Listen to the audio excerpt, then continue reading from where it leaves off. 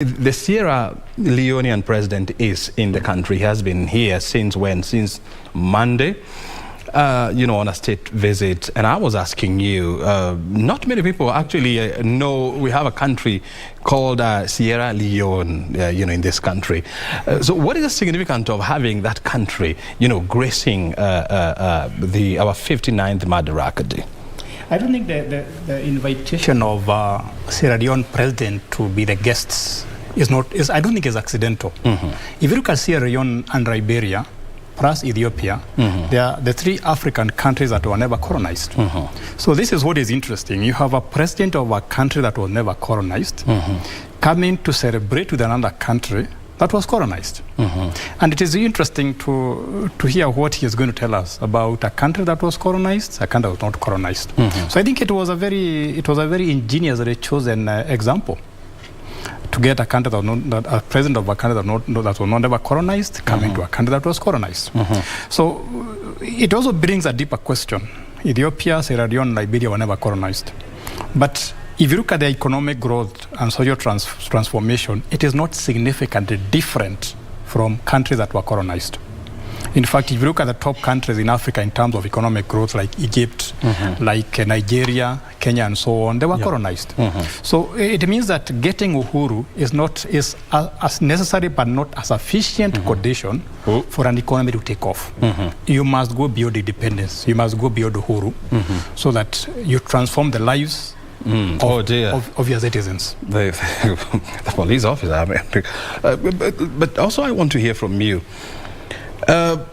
You see, the fact that you have the president of Sierra Leone here, Mandabio, looking at a country that was colonized. What do you think is going through his mind? I mean, when you look at some of the projects that were left by the colonizers, project like, the railway system, some of the roads that we see here, project like, the ports of Mombasa.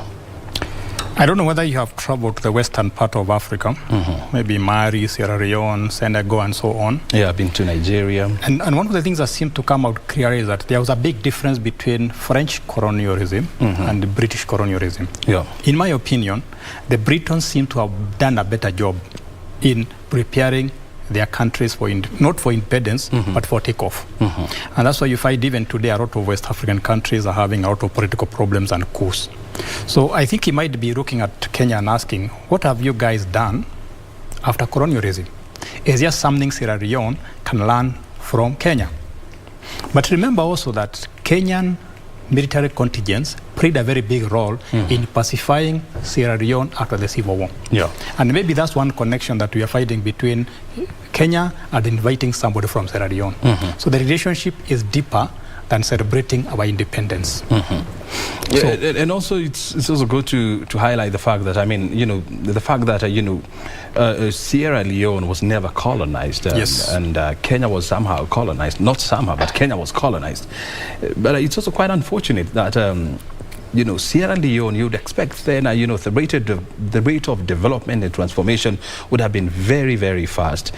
But, they have gone through some very serious military and political disturbances. And the same applies to their neighbor, Liberia. Liberia was never colonized. Ethiopia was not ever colonized. And even as we talk today, Ethiopia is having some civil war among different ethnic groups. So that's why I'm saying that independence is not sufficient. We still must do more in nation building. In making the different communities feel that they are one. They have a common destiny. They have a common dream. And I think that is where we have failed in Africa. We have not been very good in state building. We got the independence, but we did not do enough in state building. And we probably need to learn from others. Like Tanzania, in my opinion, might not be as developed as other countries, but they've been able to build a nation. So in Tanzania, they don't talk about tribalism as much as it is a problem in other countries. And I have always argued that it is easier to solve an economic problem than a social problem. So once Tanzanians have been able to become a nation, it's now going to be much easier for them to start developing economically. As opposed to other countries that have started with economics and then gone to the social transformation. So I think we have something to learn from countries that were colonized and the countries that are not colonized. Something that we can rely on as we come up with the African dream or a Kenyan dream or Sierra Leonean dream. There's something to learn from each of them. Yes, and of course, on your screen, those are various military officers, leaders, from various countries, just coming here to witness this historic occasion here at the Uhuru Gardens, and thousands of Kenyans, have also come out in large numbers. The weather has been very, very fair. We expect it to be this way, actually, with the highs of 28% degrees Celsius. So it's going to be quite warm and beautiful out there. But, a few minutes ago, Azimio La Umoja running mate Martha Karua spoke to the media, and she expressed herself and what she expects to hear from President Uhuru Kenyatta and the importance of this day to her. And let's now listening to what exactly she said. Hi, how are you? Hi, how are you, Governor? How are you doing? Very well. How is your day today? My day is good. Nairobi is great. You can see the weather is good. It's favorable. It's nice during our independence. Well, happy Madaraka Day to you too, but also we realize that... Working on that clip from Azimio La Umoja running mate Martha Karua, who has just made her entry into the Uhuru Gardens. But I'm also being informed that the Nairobi governor, Anne Kananu, is now talking to the press, and let's now listen in, bearing in mind that this event is being held in her county. Let's listen in. Probably, yes, you're saying that it is your last, but what would you consider as some of the great things that you've done for the people of Nairobi if you don't get an opportunity to speak there on the podium? What I would love to say is that I'm a happy woman today, and I believe the future for this country is female. And I have done so much, especially empowering our youth. I've done so much when it comes to health. We've done more than 24 hospitals, as you all know. I've employed so many youth. I've done ECD teachers, more than 600. I've done more than 1,200 traffic marshals. I've done disaster management and fire. We've constructed more than 5 fire stations for Nairobi, and I hope the person who's coming in is gonna make sure that my dream was to have every sub-county has a fire station. So I've already done 6 of them as we speak. So I hope in the next 1 year we're gonna have 17 in each sub-county, so that we can have safety and security in Nairobi County.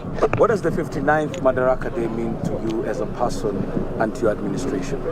It means a lot because we as a county, we've done so much, and as you remember, I've seen so many people talking about what I did yesterday by closing Alchemist Bar. I want to tell the people of Kenya, it is the high time that racism has to stop in Nairobi and in Kenya as a whole. And I want to tell all the bar owners and proprietors that let us have a family kind of institutions that we allow everybody to be on board.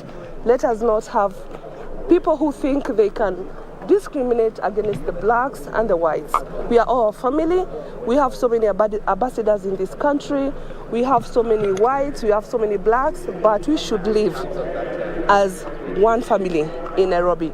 And for me, as Anne, I will not allow any racism by anyone, because I've traveled so many countries. I've never seen this happening. So it cannot happen in my own county. That's why I said no. And please, the guys going around and making some funny videos, I want to tell you, Nairobi is a no racism zone. Thank you. Thank you very much. All right, now joined by Johnson Sakaja. Kindly, you can just go. IC has come with his deputy governor nominee. Yes. And probably, what does this Madaraka Day mean to you as a person and the future of not just Kenya, but Nairobi, where you seek to lead? Thank you. As you've said, I'm with Njoroge Mushiri, who is my running mate for the office of governor of Nairobi. For us, Madaraka Day is always a reminder that we have this gift of self-determination that we fought for and we got as a country. And coming at this time, it's a reminder to us that we must exercise our right to self-determine and to choose and to make our political choices without any intimidation, without any state influence, but as Kenyans and using our conscience. That is what Madaraka Day means to me. Yes. What do you think is President Kenyatta's biggest achievement as he exits from power? I think President Kenyatta has a lot of achievements. If you look at the infrastructural development that we've had, just the ability to keep things calm. He's done more roads than before, electricity connections. All of that has been good, and those have been big projects. The only disconnect then that Kenyans might have is the issue of actual money in people's pockets. The cost of living has gone up. Unemployment is high. That is the only blot. But beyond that, I think you cannot compare the infrastructural development and the big projects that President Kenyatta has done to any other government that has been there before. Now, what we want to focus on now, moving forward, is how we translate that into money in the pocket and employment for our people, hope and opportunities for Kenyans going forward. We're in the process of transition. Obviously, there's a question of how do we manage the transition at this very critical time, even, the transition in Nairobi. I think the transition is an important place we are. Just non-interference is what is most important, and that's what we expect moving forward. Right. I can see the president has come. He's the deputy president. It must be the deputy president. Thank you very much, Johnson Sakaja, the senator for Nairobi County. And now expecting the arrival of the deputy president, Dr. William Ruto, who is making his way right here at the Uhuru Gardens, the 59th Madaraka Day celebrations happening right here at the Uhuru Gardens. And it appears like he will go directly to the dais without going through here. And that is the deputy president. And that means then this is the closest indication just yet. And the president of the Republic of Kenya, President Uhuru Kenyatta, he's on his way here. But the deputy president goes direct. We are standing.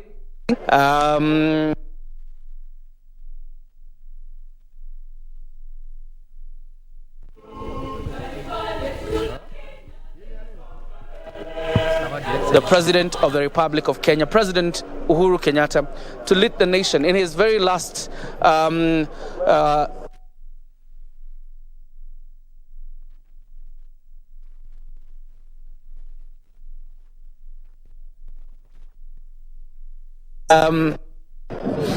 not sure whether we can be able to rush there and probably just hear a statement from him very quickly.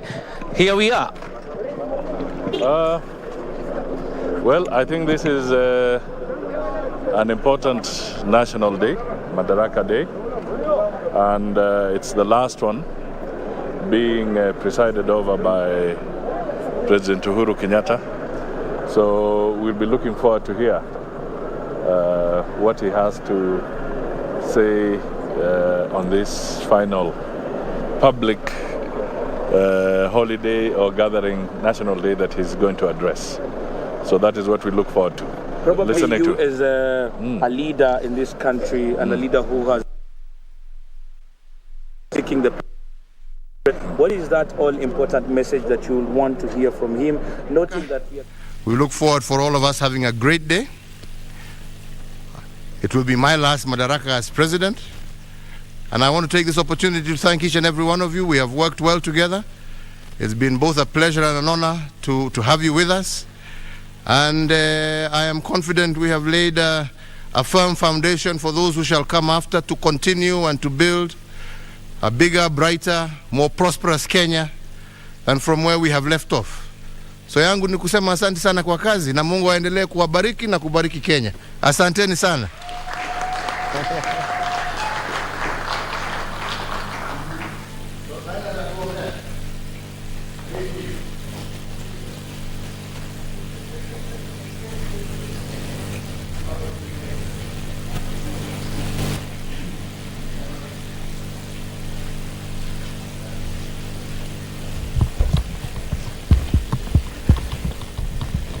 Let's bow our heads in prayer. And as we do so, let us thank God for this Madaraka Day. Let us thank Him for bestowing upon us the leadership, the wisdom, and the compassion of His Excellency, our President, Mheshimiwa Uhuru Kenyatta. for our First Lady, Margaret Kenyatta, and for all those who have served in this administration. Let us remember before God those who have made it possible for us by the considerable sacrifices made over the years. The founding father of the nation, na wengine kama Mzee Jaramogi, who shed their blood and tears that we might be free. Those who made considerable sacrifices, let us pray that we may become good stewards of the legacy that they left for us, so that we in turn can hand over the baton to those who come after us. We pray now for this day. We pray for His Excellency as he leads in the celebrations, that God's Spirit may be with him and with all of us. For we pray katika jina la Mungu Baba, Mwana na Roho Mtakatifu. Amen.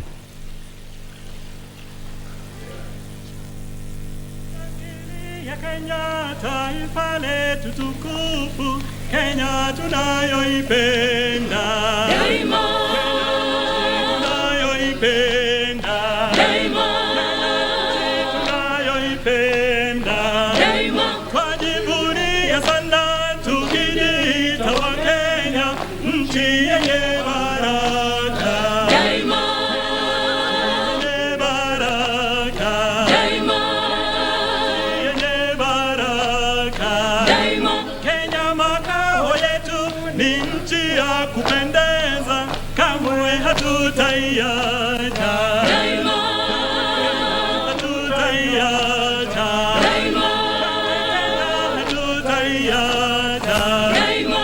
Anayependa Kenya ni yule mwenye kutenda haki kwa watu wote daima, kutenda haki daima, kutenda haki daima.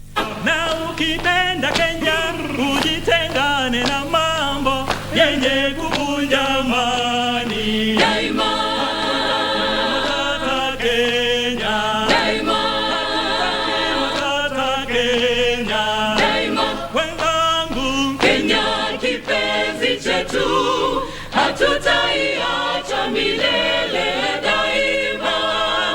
Kenya kipenzi chetu, hatutaiacha milele daima.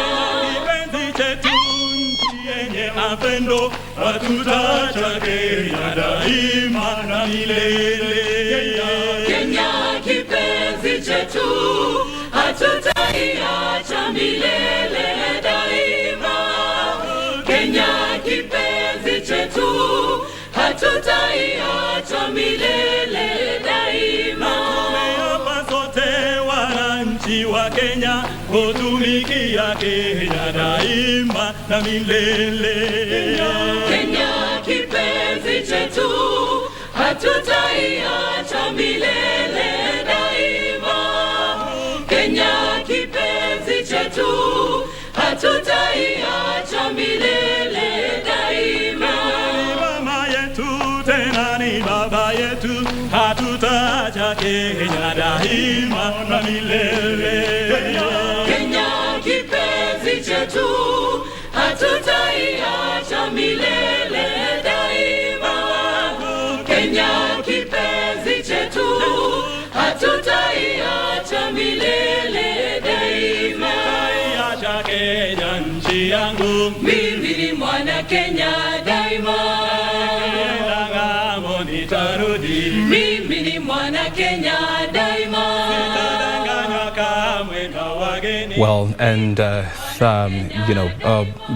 has been President Uhuru Kenyatta addressing members of his cabinet. And now on your screen is Sierra Leonean President Mark Bio, who has just been received by Deputy President William Ruto. He's now being led to the VIP dais. And we have just seen President Uhuru Kenyatta is now almost leaving State House to this event.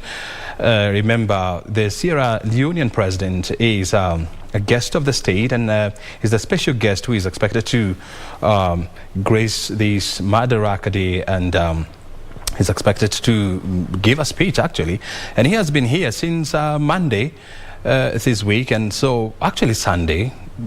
He arrived on Saturday evening, so he's been around, and he was part of the team that opened, or that was invited to witness the opening of the Jamhuri Gardens and the museum. Those are members of the cabinet. On the left of your screen, that is the convoy leaving State House now, en route to the Uhuru Gardens, which is less than 15 kilometers from State House, and so you'd expect this journey would take less than 30 minutes, bearing in mind that you wouldn't expect to see a lot of traffic jam. Not actually a lot. They do not expect to encounter any traffic jam along the way. We're also keenly watching to see what time the president is expected to leave State House, but seeing his senior members of his cabinet, leaving now, it's a pointer that he should be tagging along at a time, right behind them. And let's see at what point President Uhuru Kenyatta is going to leave State House. And one thing that we must appreciate somehow is that, the State House of these days looks quite neater, well-kept and greener. Do you agree? I haven't been there, but it looks very nice from outside. Well, I'm sure you used to see this during, the previous years. And one of the things, O'Brien, I'm very eager to know is this convoy using the expressway to go to Uhuru Gardens, or which route are they using? I do not have those specific details, but I think it would be, symbolic for them to use the expressway. Even though I'm trying to ask myself, by using the expressway, unless they take the Waiyaki way, and then they use the loop all the way to Mombasa Road. I don't know. I wouldn't know, but I wouldn't be surprised. President Uhuru Kenyatta and his team, using the expressway, bearing in mind that that is one of his legacy project. But I think that is something that's worth watching out for. And as you can see on your screen, members of the presidential escort are now lighting up and getting ready, to escort the president. So in a moment from now, you expect to see the presidential limousine. I think I can see it, parked just next to the State House entrance, ready to pick the balls and deliver or drive him to Uhuru Gardens together with the first lady. And the other thing that we must appreciate is the fact that under President Uhuru Kenyatta, State House has become very open. And we do not have as a president who has received so many heads of state during his tenure than President Uhuru Kenyatta. I think one of the unappreciated achievement of President Uhuru Kenyatta is his global perspective. Mm-hmm. If you look at the number of travels he has taken abroad, the number of dignitaries he has hosted at State House, he has always been a very global person. Yeah. And if you look at the number of meetings Kenya has held, mm-hmm. or has hosted, TCAD, WTHO, or in Kenya, it simply shows that he has been very outward looking. And I hope when we get the next president, he will expand that globalization, so that Kenya becomes a central player in the community of nations. Mm-hmm. So he has not just been active in the country, mm-hmm. but outside the country, which I think is good for our image. Because I think the president has managed to play host to all the presidents of the leading economies of the world. President Obama, the former US president, was here. Yes. UK Prime Minister, Theresa May was here. Yes. Boris Johnson was also here. German Chancellor Angela Merkel, the retired, was here. And I think the current Chancellor, Ulf, has he been here? I don't think he has been here. He hasn't been here. Yeah. We have also seen, Italian Prime Minister Matteo. I can't remember the name clearly, but he was actually here. Pope Francis was also here. So the list is quite endless. And when you look at African, presidents, I do not know which African president has not been here because even South African president is always here, Nigerian president, Ghanaian president, even regional leaders, so that has somehow, cemented Kenya's position on the global stage. I think, Brian, you also need to go beyond the political part of it. I've seen quite a number of big organizations bringing their headquarters to Kenya. I think Microsoft has opened an office. I think Google has opened a regional headquarters, and a lot of other companies. So we are not just becoming big politically, but also economically, which I think is good for our economy. And the same can be said of Google. They have set up their regional headquarters here, among many other institutions. On the right of your screen, you have what is the happenings at the Uhuru Gardens, where the military is now getting ready to receive their most important guest of the day, that is their commander-in-chief, President Uhuru Kenyatta. And on your left is our feed from State House, where we have exclusive access. And as you can see, the presidential limousine is ready. And the AGD camp of President Uhuru Kenyatta there in white, beckoning at somebody. And so that's a sign that in the moment from now, we expect Uhuru Kenyatta, the president, to emerge together with the First Lady, Margaret Kenyatta, and of course, board the presidential limousine en route to Uhuru Gardens, where the military, the members of the public, the diplomatic corps, and Sierra Leonean President Mark Bio are waiting for the president. And, this is quite a symbolic event for the president. Brian, something else that catches my attention is, if you look at that house from outside, or from the air, the way it is appearing there, you can actually see why everybody wants to become the president. Because that honor of living in that house, the stateness, the honor, the prestige is irresistible. Is irresistible. Yes, and anybody would want to stay in such a house. Well, absolutely, I wouldn't mind. Even if it's just for 5 years. So it's a very stately house. I wouldn't mind even for a week. Yes. To be occupant of that house. But I also, I appreciate nature so much, and I can see the grass there is pretty very well kept. I must appreciate that fact.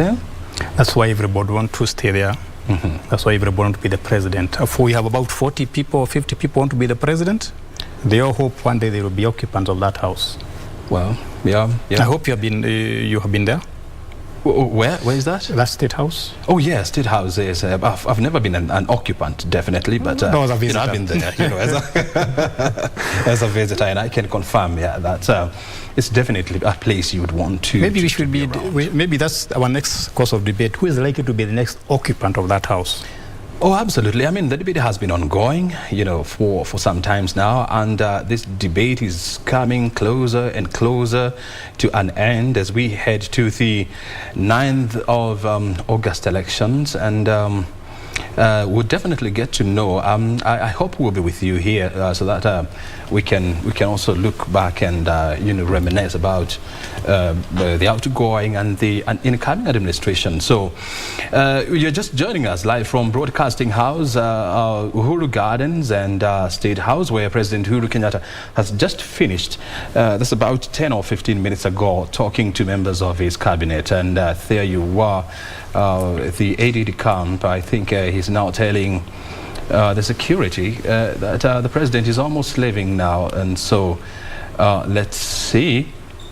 So as I was telling you, the president has just addressed members of his cabinet, thanking them, for their service, and of course telling them to continue serving the nation, in their future endeavors. So quite a symbolic day for the president here. Are those members of the president family? Looks like. Yeah, I think I've seen the president's son there. I'm not very sure. My eyesight fails me. Maybe before you talk about your eyesight, it's also possible that some members of that cabinet will be the next cabinet. Oh, absolutely. I have that feeling. Yeah, I mean, we know for sure that... if you look at how confident they looked, even when they are shaking his hands, I think they know more than we know. They know more than we know. Yes. Well, I know for sure that the Azimio leader and presidential flag bearer, Raila Odinga, has already tapped... he said that Munya, Peter Munya is likely to retain his docket as the agriculture minister. Did he say that? Yes, he said that. Even Wamalwa. Even Wamalwa. And we don't know what would happen if the other side goes to State House. They will probably retain some of them for continuity purposes, for building bridges. And as somebody suggested, there could even be another handshake. Another handshake? Yes. I predict it doesn't matter who goes to State House. Handshake between who and who? The UDA, or Kenya Kwanza, and Azimio. I'm sure whatever works for this country, and that's the president and the first lady, Margaret Kenyatta now. They've boarded the presidential limousine now, ready to depart from State House to Uhuru Gardens, and the presidential motorcade as well is ready to now depart from State House. The president's car has started the journey now, and members of the presidential motorcade, led by the presidential escort, they have started the journey as well to Uhuru Gardens, which I told you is less than 15 kilometers from where they are. And so, plus or minus, in the next 20 minutes, you would expect to see the president making his entry into these gardens. So, we expect to see a rousing welcome for the president once he gets there, because as we could see, members of the public are very ecstatic and really looking forward to hear from the president. Our team is also doing a fantastic job. They will be keeping tabs of these motorcade and of course driving through the city roads. So in a while we should be in a position to exactly know which road they are going to use, and it will be in a position to help us understand they will be able to get there by how many minutes. Right now, what you are seeing on your screen is the presidential motorcade, and I want you, Iraqi, to comment these. When you see these exactly, now you understand why a lot of people would want to to occupy the house on the hill. I think when you see this motorcade, it just portrays power. You can see not just the outriders, but also on the side of the road, there's some people saluting, some people appreciating the president, and that is what is called the display of power. The display of power, and I think it's a dream everybody want to. But I think the most important thing is not the display of power, but when you get that power, what you do to improve the living standards of every citizen of your country. I think to me that is the most important thing. It's the most important thing. Because as a president, you are a servant of the people. But I think for Uhuru Kenyatta, I mean, bearing in mind that his father was the first occupant of this house, the founding president, Mzee Jomo Kenyatta. So he was brought up here. I understand he doesn't live far off from State House. So to him, would you say it's a big thing? It's a big thing for him. I think O'Brien is a big thing because we don't know when in this country we are going to have a son of a president becoming the president. It may take many years to come. So it is still an achievement for him. I think all of us would have wanted to be the president, and we don't want our sons to be the president, but there's only a few people who are able even to, our daughters. There's people who have achieved this. So whether he was born and brought up there, it is still an achievement. I think they have taken the State House Road, so they're going to exit from Kenyatta Avenue. They are going to use Bagathi Road probably, it's much shorter. Maybe they are likely to use Bakathi Road, or maybe Valley Road, and then I think link up with Valley Road, Bagathi Road, and then on to Langata Road. Let's see how they're going to do it. Because they could also take, take a left turn into Uhuru Highway. Into Uhuru Highway, which also is symbolic because it is. It has a name that is. In fact, if they take left turn, they will start by taking Kenyatta Avenue, then Uhuru Highway. Yeah. It's a very interesting combination. And they're going to pass Uhuru Park. Yes, and they will go to Uhuru Gardens. And they will go to Uhuru Gardens. Yes. So many names around here. So this is the presidential motorcade, and now en route to Uhuru Gardens. And this, of course, you're getting, these are exclusive coverage of this drive by the state broadcaster, that is KBC. Of course, we have shown you the ains that have been taking place at State House, and now we are part of this team that is now leaving en route to they've taken the left turn to Uhuru Highway. Is that correct? And you can see the billboards in the background. Yes, they are on Kenyatta Avenue now. They've taken the left turn on Kenyatta Avenue. I think they have to connect with Uhuru Highway, right next to Uhuru Park, which is under renovation. And on top of Uhuru Highway is where you have the Nairobi Expressway, which is a legacy project of President Uhuru Kenyatta. And it's also good to also point out that Kenyatta Avenue is also under construction. The dwelling process is currently underway. That's why it doesn't look very well kept, but I'm sure it's once this dwelling process is done, it will be good, and definitely it will also be good for the motorists. And do you want to say something about these? Yes, I think once the expressway is done and this road is also done, I think there will be quite some improvement in the transport network in Nairobi, and we hope the traffic jams will be reduced so that we spend less time on the traffic jams. We spend less fuel, and the economy the networks become more efficient. You can see the expressway just what they are crossing now, just behind them. They're going through the roundabout. Mm-hmm. Yeah, and on top of this highway is the much talked about the Nairobi Expressway, quite significant and symbolic for the president, who is now en route to Uhuru Gardens, where thousands of members of the public are waiting for the president. And now we have to take you there now so that you can also listening to some very nice music, patriotic music that is coming out of Uhuru Gardens. Otherwise, thank you very much indeed for being part of us this morning together with XN Iraqi. What do you want to say, XN, before I let you go? I think it's the high time Kenyans celebrated our achievements. Mm-hmm. We have been a free nation for 59 years, and we must look forward to another 59 years, maybe another 100 years, because this country is going to outlive us. And one of the things we need to keep on building every day is national confidence, so that we can achieve more objectives, improve the standards of living of every Kenyan, and see the future as belonging to all of us. And we must never be a pessimistic nation. We must always remain optimistic, believing in new frontiers of possibilities. Like the expressway, what are we going to build after that? We have a bigger project that will have a bigger impact on the livelihood of Kenyans. That should be our dream all the time. That should be our dream all the time. The question is, what kind of a nation are we going to see in the next 59 years? Because our time waiteth for no man. Well, thank you very much. You've been with us since 6 in the morning, and time now has come. It's actually 11, and we have so much to thank you for. Continue watching this live coverage. We'll catch up at some point after the celebrations. For me, O'Brien Kimani, and the rest of the production team led by Jacqueline Wasolo and her team, thank you very much. Keep watching.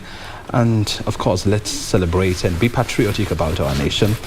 Otherwise, good morning, enjoy, and happy Madaraka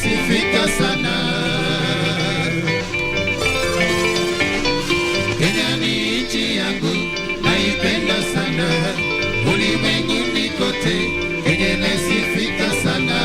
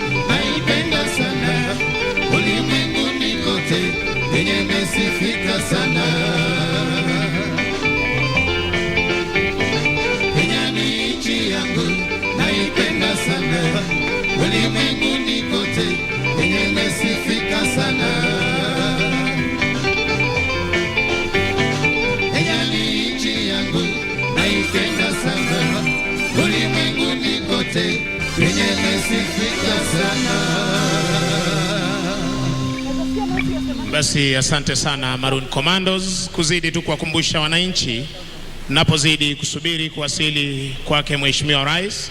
Tafadhali tuweze kutulia wakati parade commander atakuwa anatoa amri zake. Wakati wote parade commander atakuwa ametoa amri zake. Najua ni furaha isiyo na kifani, japo ninaomba muweze kutulia. Maroon Commandos, tuendelee tafadhali.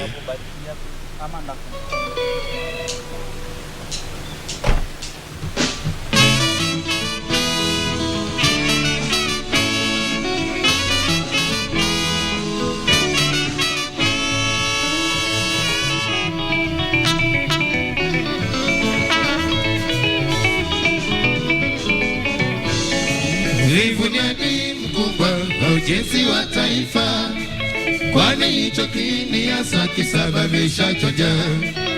Ewe ndugu yangu, amka kumekucha, kamata jembe na panga, twende shamba.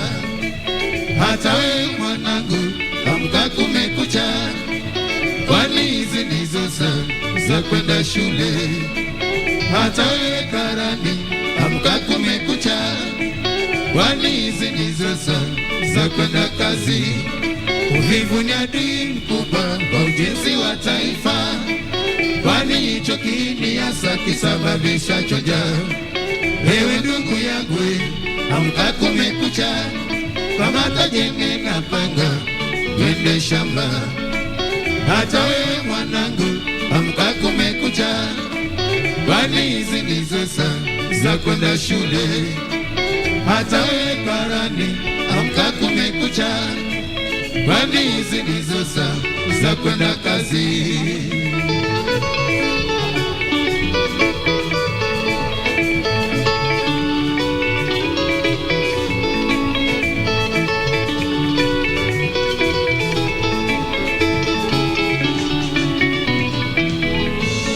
Uvivu ni adui mkubwa kwa ujenzi wa taifa, kwani hicho kiini hasa kisababisha choja.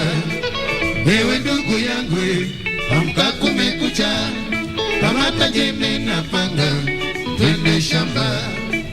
Hata wewe mwanangu, amka kumekucha, kwani hizi ndizo saa za kwenda shule. Hata wewe karani, amka kumekucha, kwani hizi ndizo saa za kwenda kazi. Uvivu ndio adui ujenzi wa taifa, jiepushe na uvivu, tujenge taifa. Ndugu yangu, kumekucha, amka uende shamba. Jiepushe na uvivu, tujenge taifa. Mwanangu, kumekucha, amka uende shule. Elimu ndio msingi wa maendeleo. Karani, kumekucha, amka uende kazi. Jiepushe na uvivu, tujenge taifa. Uvivu ndio adui kwa ujenzi wa taifa, jiepushe na uvivu, tujenge taifa. Ndugu yangu, kumekucha, amka uende shamba. Jiepushe na uvivu, tujenge taifa. Mwanangu, kumekucha, amka uende shule. Elimu ndio msingi wa maendeleo. Barani, kumekucha, amka uende kazi. Jiepushe na uvivu, tujenge taifa.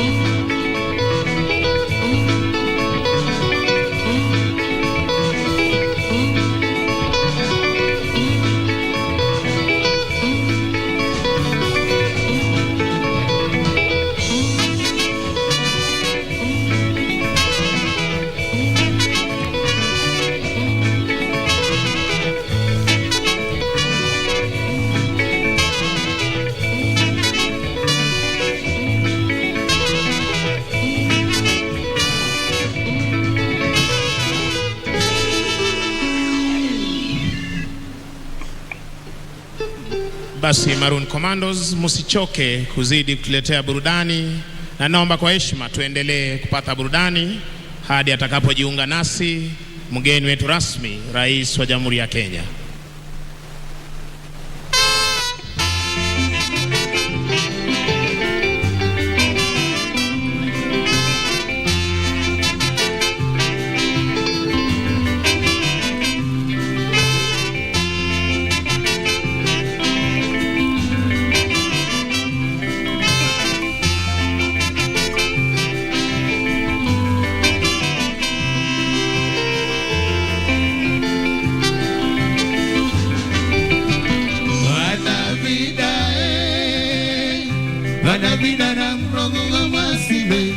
Isiante kamana eri manyanga inyocha mzigi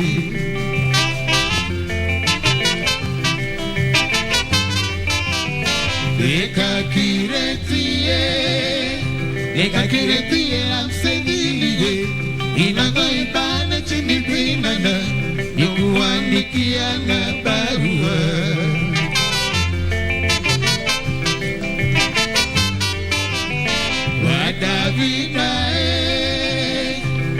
Vida na mrongo wa masinde Isiane komana Eri manyanga inyocha mzigi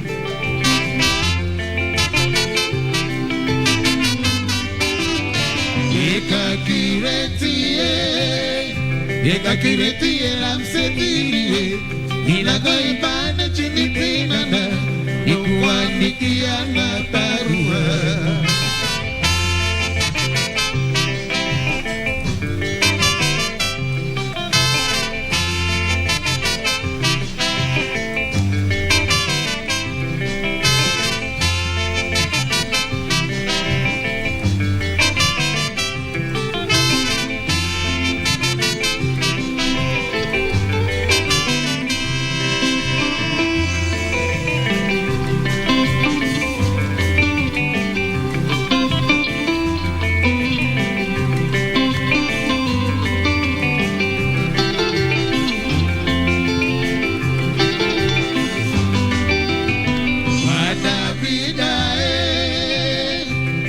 Vida na mrongo wa masinde Isiane komana Eri manyanga inyocha mzigi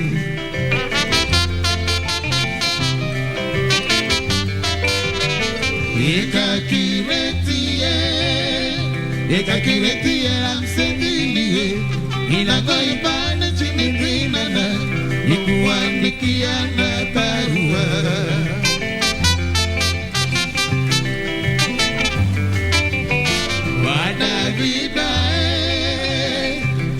Vida na mrongo wa masinde Isiane komana Eri manyanga inyocha mzigi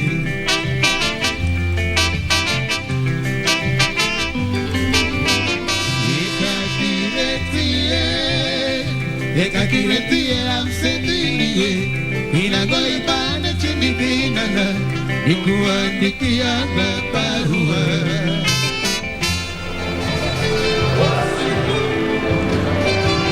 Na mtazamaji, hizo ni picha za moja kwa moja kutoka hapa katika uwanja wa Uhuru Gardens, na ni kwamba msafara wake Rais Uhuru Kenyatta sasa hivi unaingia katika uwanja huo kuhudhuria hafla ya 59 ya sherehe za Madaraka. Muda mfupi uliopita msafara huo uliondoka katika ikulu ya Nairobi, ambapo Rais Uhuru Kenyatta alikuwa amekutana na baadhi ya viongozi wakiwemo mawaziri, na ni pale ambapo kuliandaliwa maombi ambapo Rais Kenyatta alisema ya kwamba anatumai ya kwamba msingi ambao ameweka kama rais wa taifa hili utaweza kudumu na utakuwa ni msingi bora kwa viongozi wa siku za usoni. Basi mtazamaji, anaingia sasa hivi ni mama wa taifa Bi Margaret Kenyatta. Gari ambalo lilikuwa limembeba limewasili, na tunatarajia kwamba muda mfupi kufikia sasa Rais Uhuru Kenyatta atakuwa anawasili hapa, na anapowasili tutakuwa tunapata atakuwa anaingia kwenye ile gari la kirasmi la sherehe hizi na kuwasalimu wananchi kabla ya siku kupata wimbo wa taifa, wimbo wa Jumuiya ya Afrika Mashariki. Na basi mtazamaji, hizo ni picha ambapo Rais Uhuru Kenyatta tayari ameanza ile hafla ya kuingia kwenye lile gari na kuwasalimu wananchi ambao wamejitokeza hapa kwa muda mrefu kuanzia mwendo wa saa 12 asubuhi tayari kwa hafla hii ya Madaraka. Na hivyo basi mtazamaji, tuelekee hapo tusikize kinachoendelea kwenye uwanja huu wa Uhuru Gardens.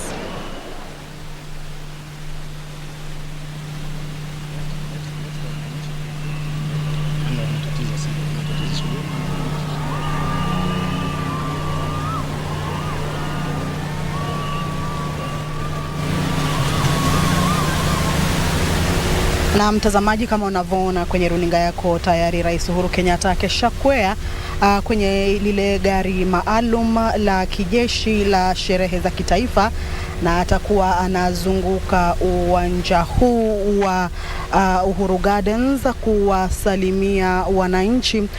Ni uwanja ambao ni wa mita 400. Kwa hivyo kama unavyoona kwenye runinga yako ni kwamba Rais Uhuru Kenyatta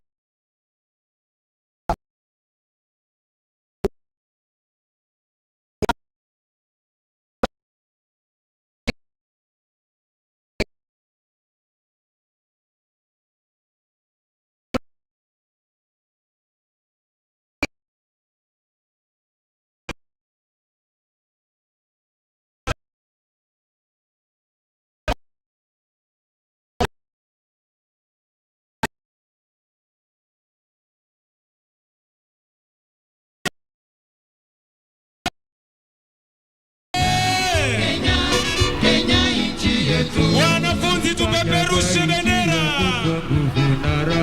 Karibu Mheshimiwa Rais. Makofi. Makofi.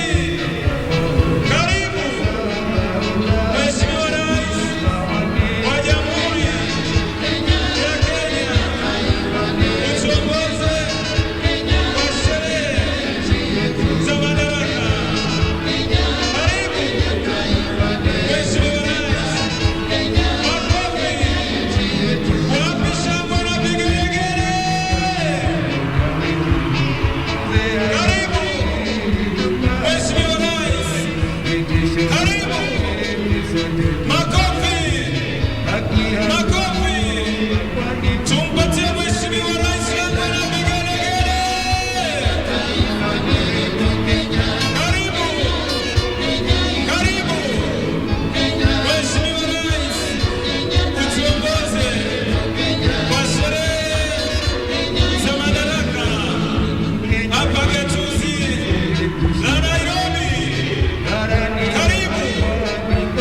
Karibu.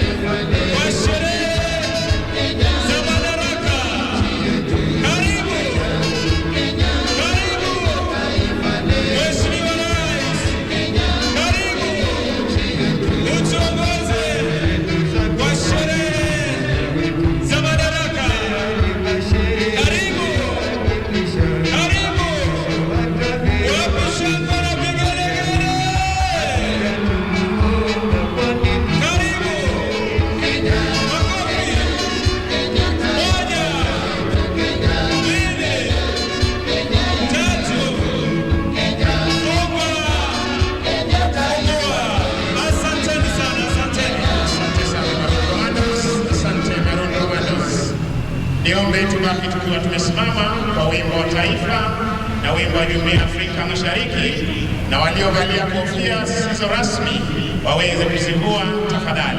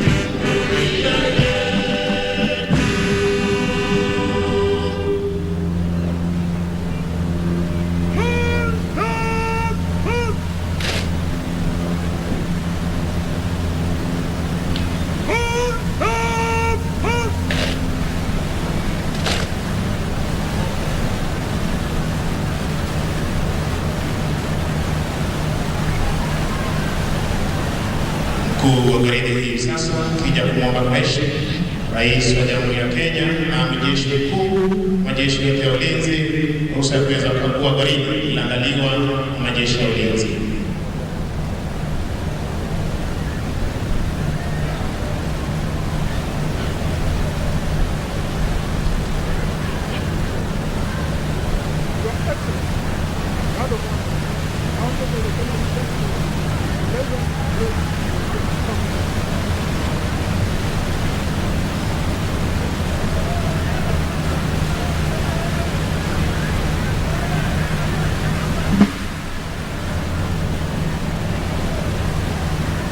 Asanteni kwa heshima, tunaweza kuketi tafadhali. Anayemsindikiza Mheshimiwa Rais, Mkuu wa Majeshi ya Ulinzi, Jenerali Robert Kimoto.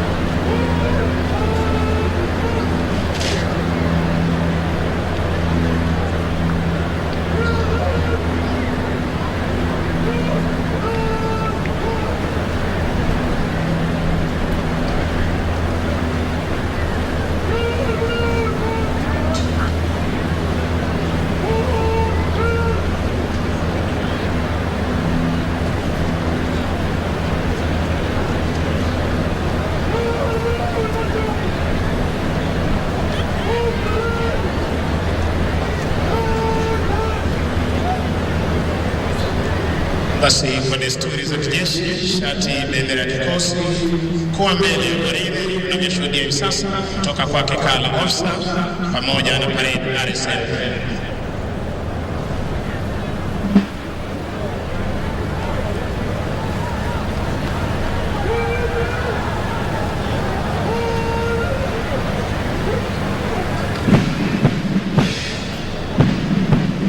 Mheshimiwa Rais, kwa amri hiyo, wanajeshi hawa baada ya kuandaa gwaride la kufana wanaondoka hivi sasa uwanjani kupata kujiunga na wenzao kuzidi kudumisha ulinzi wa taifa letu la Kenya.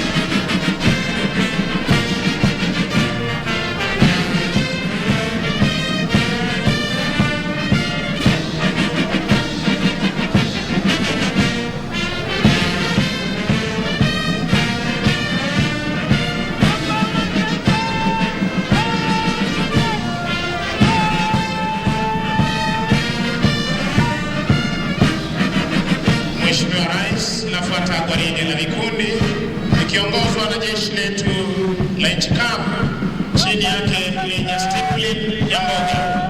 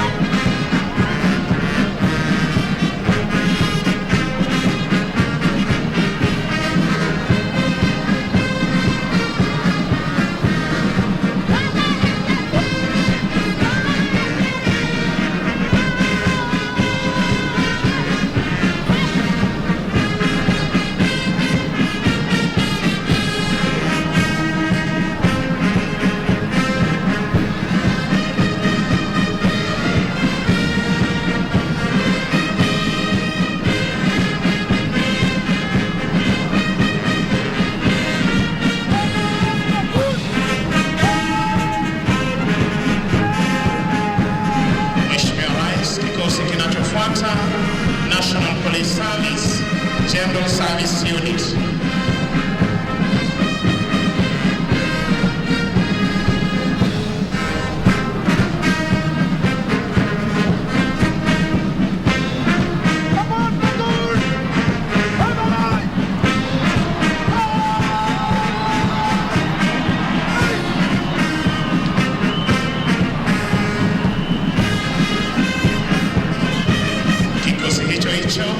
Administration Police wakifuata hivi sasa.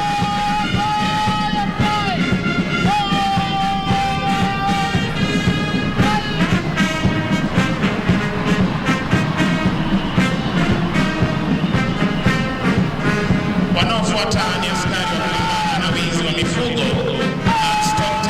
unit.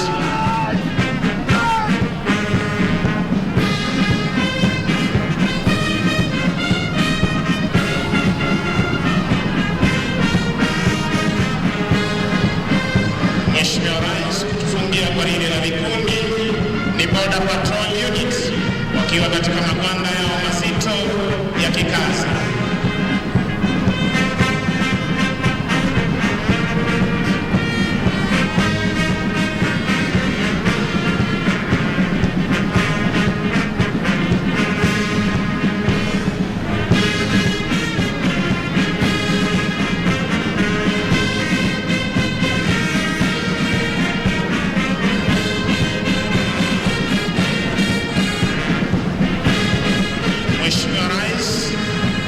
Linafuata sasa onyesho ya baadhi ya zana za kivita ambazo tunazitumia katika ulinzi wa taifa, na kwa mengi zaidi tutampisha Meja Alex Hinga aweze kuendelea. Shukrani sana Mheshimiwa Rais, mabibi na mabwana.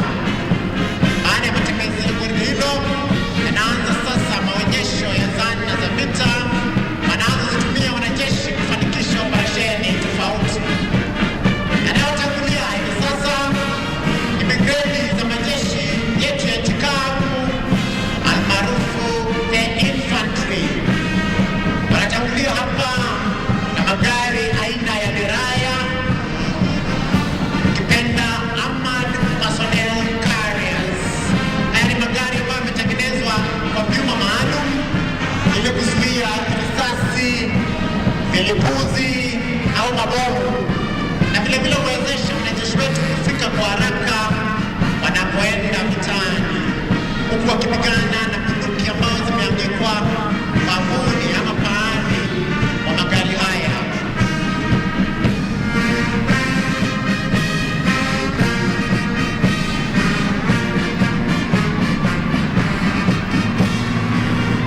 Nyuma ya magari haya kuna magari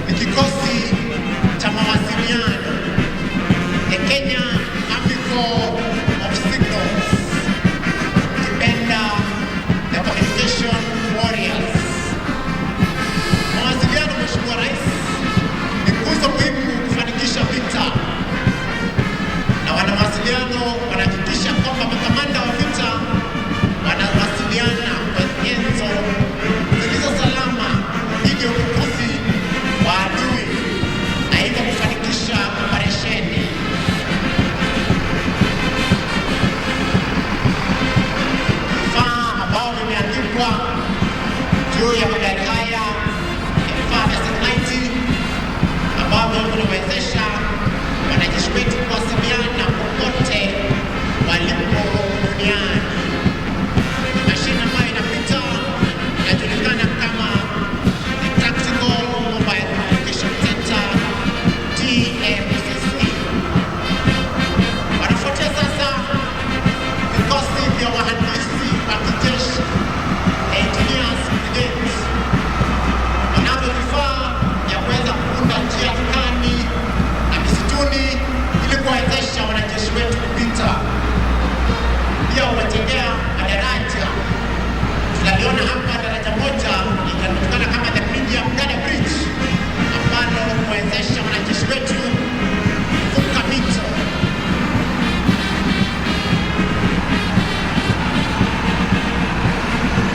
Wahandisi wa kijeshi engineers pia hutatiza mwendo wa adui kwa kutega vizuizi.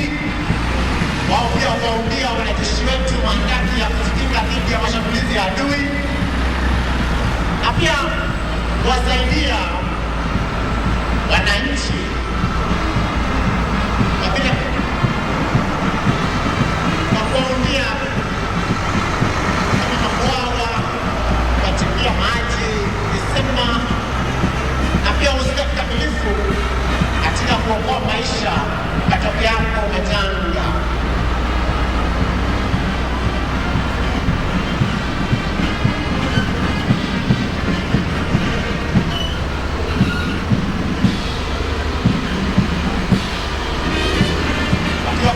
vita wanafanya combat role, kazi ya kijeshi, wakiwa nyumbani wakati wa utulivu ama peace time, wanafanya wanasema kwa kimombo civil military cooperation, kusaidia katika ujenzi wa taifa na pia kuwasaidia wananchi wetu wanapopata majanga.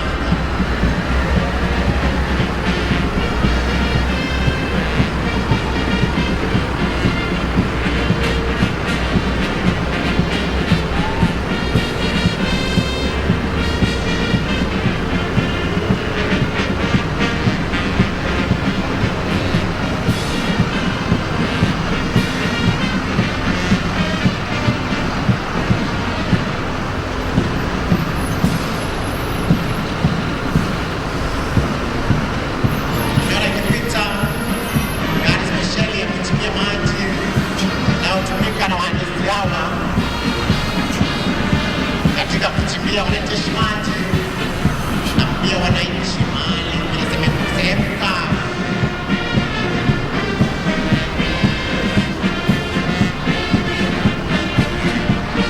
Wanafuatwa pale Mheshimiwa Rais na vikosi vya wanauchukuzi ya Kenya Army Corps of Transport. Au Mheshimiwa Rais ndio wanahusika katika kuwasafirisha wanajeshi wetu na hali kadhalika vifaa na mizigo yao wanapoenda vitani na pia wakati ya mazoezi ya kivita. Wanayo magari ya kusafirisha wanajeshi, wako na magari ya kusafirisha mizigo. Wanaweza pia kusafirisha vifaa vizito kama vile vifaru ama magari ya wahandisi.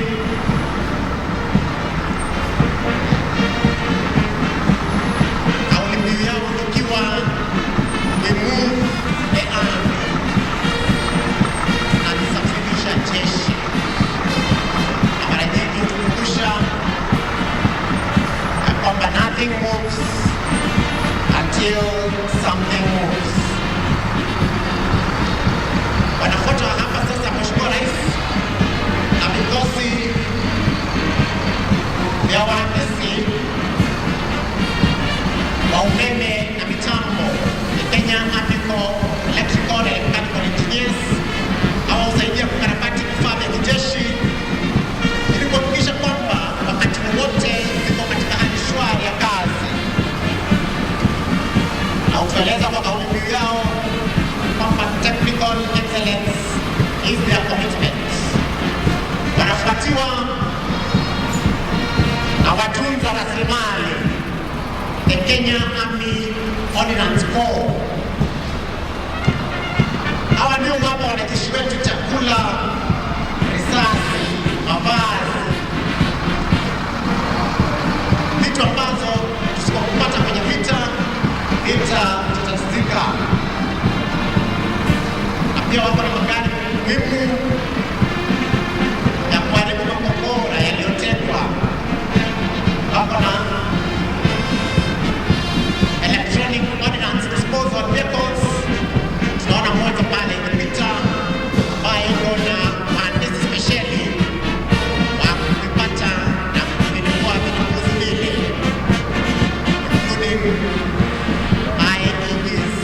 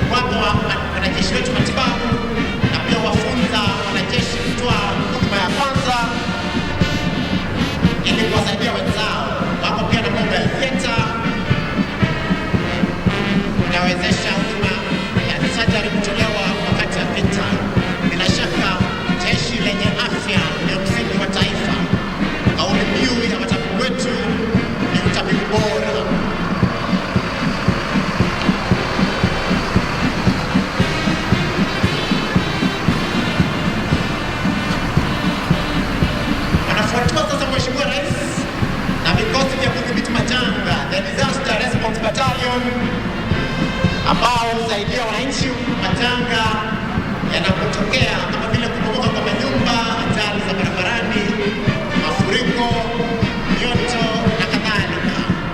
Wako pia na magari spesheli ya kudhibiti hazardous material kama vile kemikali.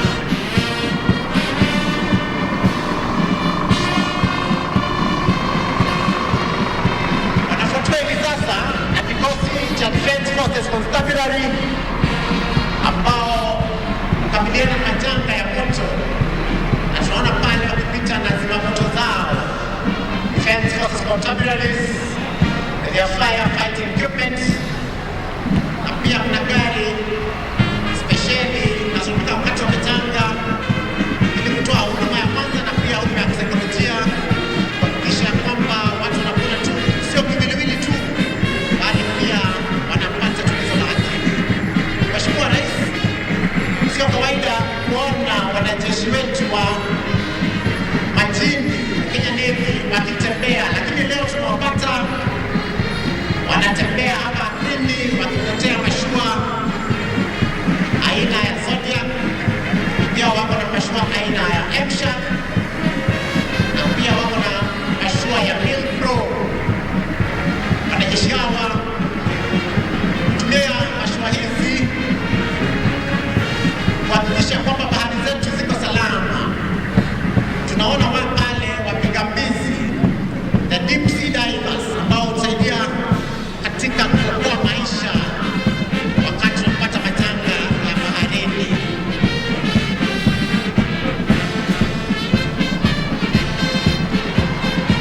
Wanapita sasa vikosi za mbwa wa kivita, the Canine Regiment, ambayo wako na magari spesheli ya kuwasafirishia mbwa ambao hutumika katika kufichua vilipuzi, silaha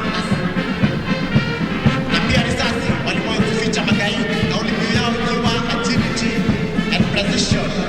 Mwisho, kikosi cha polisi wa kijeshi, the Military Police Corps, kitengo cha Provost Protection Unit, ambao hudumisha nidhamu jeshini na vile vile wachunga watu mashuhuri, kauli mbiu yao ikiwa by example shall we lead. Na hapo tunatamatisha. Mheshimiwa Rais, napisha mwenzangu aweze kuendelea. Mheshimiwa Rais, mbele ya jukwaa na zinapita pale kulia ni ndege za jeshi letu la wanaheri. Kikundi cha kwanza ambacho kimekwisha pita kilikuwa ni cha ndege aina ya Madaraka, ndege zinazotumika kuwapa marubani wetu mafunzo kiwango cha msingi, basic trainer. Hivi sasa zinapita ndege ikiongoza pale katikati, ndege aina ya Y12, kushoto kulia ikisindikizwa na ndege aina ya Skytrack. Ndege hizi ni za uchukuzi, kubeba wanajeshi toka sehemu moja hadi nyingine. Katikati ndege ya Y12, kushoto kulia ndege aina ya Skytrack.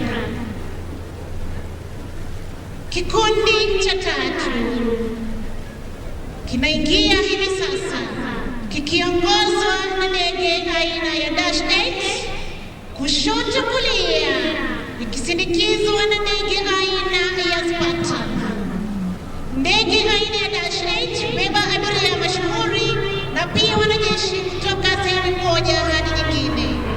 Ndege aina ya Spartan hubeba mizigo mizito na vile vile hubeba wanajeshi wengi na kwa pamoja. Kikundi cha nne kinaingia kwa utaratibu. Kikundi cha ndege aina ya Tucano zikionyesha moshi mweupe, ishara yake kwamba anga la nchi yetu Kenya liko salama. Ni ndege zinazotumiwa kuwapa marubani wetu mafunzo kiwango cha juu, advanced trainer. Ni ndege aina ya Tucano. Hivi sasa, Mheshimiwa Rais, zinafuata ndege zetu za kivita, ndege aina ya F5 desturi yake mwendo kasi. Tazama zinavyoingia katika Arrowhead Formation.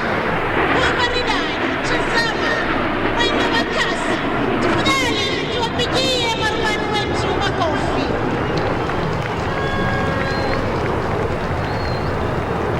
Ndege hizi za kivita zitafuata moja kwa nyingine, zikituletea mizunguko ya kulia, ya kushoto. Tutaona wakiweza kupaa juu hata zaidi, kuonyesha jinsi ndege hizi hukabiliana na adui kule angani na pia ardhini. Marubani wetu wakiwa wamehitimu kiwango cha juu zaidi, hivyo wana ujuzi usiokithiri angani.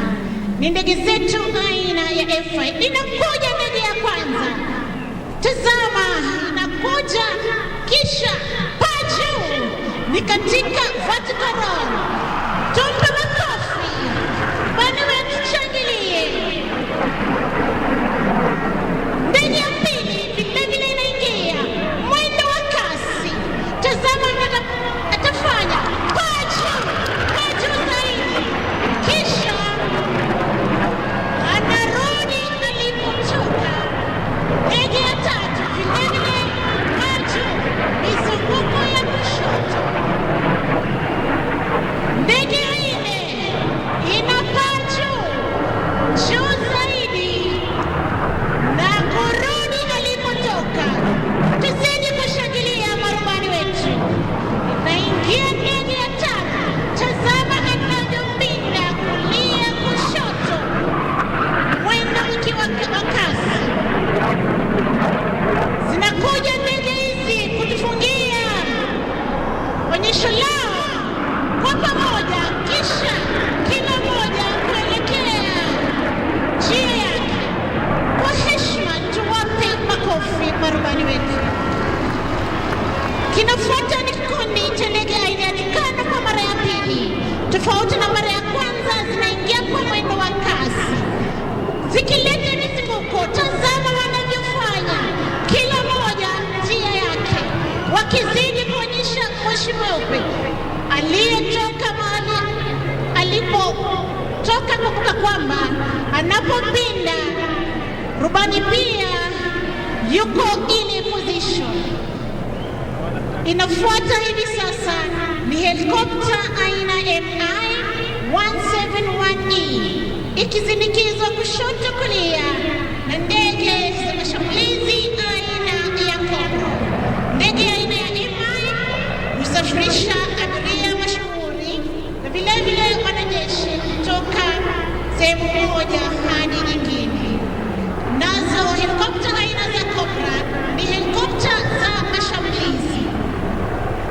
Inafuata hivi sasa ni helikopta aina ya Huey, ikisindikizwa kulia na helikopta za mashambulizi aina ya MD-530 kutoka jeshi letu la nchi kavu. Katikati helikopta hili, kushoto kulia MD-530. Mheshimiwa Rais, kutufungia tamasha la ndege siku ya leo ni helikopta aina ya Puma.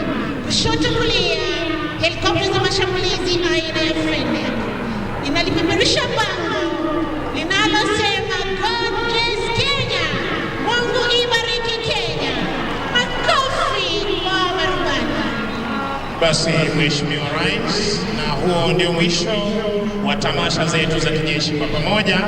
Ningependa kuwashukuru waliofanikisha makala haya, Flagstaff wetu Meja Ismail Olwal, Meja Peter Msumba Etienne, Defense Forces Sergeant Major Warrant Officer 1 Elijah Aspro Koranga, Kenya Army Sergeant Major Warrant Officer 1 Fanuel Mahebo, Kenya Air Force Sergeant Major Warrant Officer 1 Dennis Namunyu Talengo, na bila kumsahau Kenya Navy Sergeant Major Warrant Officer 1 Bwana Omar Haji, wote wakiwa ni OGW, bila kuwasahau wenzangu Major Alex Hinga, Senior Sergeant Ann Kiarie, Koplo Emmanuel Jabiri Banzi, jina langu ni Sergeant Misango Mbae, nikiwarejesha moja kwa moja hadi kwake Bwana Peter Wanjohi aweze kuendelea na ratiba ya siku.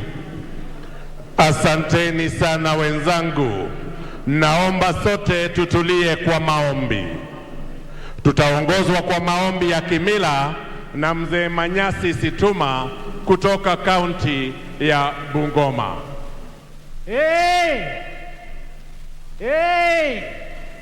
Ewe papa kakaba wakabali kurunelio wakabumbuye bumbira mubumbu alama ekeke kamaya ewe sokhirwatawe papa khobisa bino kusabiro yowe lukos odi president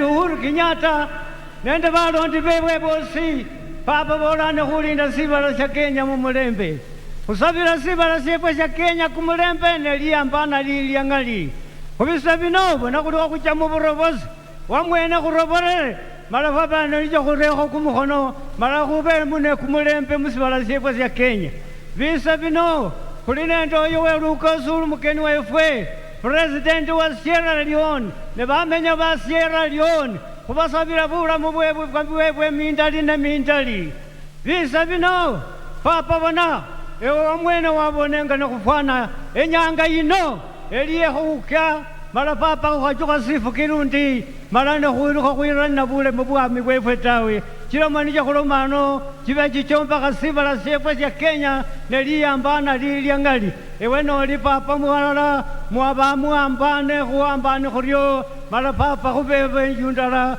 lukendo lulala kamakaline kamakekhe khusabane khweikina khururye muno papa khakabo akabali kurune liloba.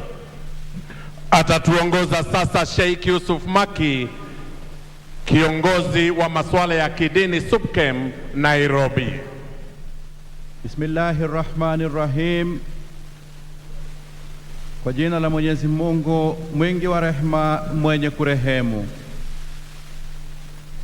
Baada ya kukushukuru ewe Mwenyezi Mungu, mfalme wa watu, muabudi wa watu, tunakuomba kwa utukufu na kwa sifa zako zote uibariki taifa letu la Kenya na pia uzidi kutulinda kila wakati.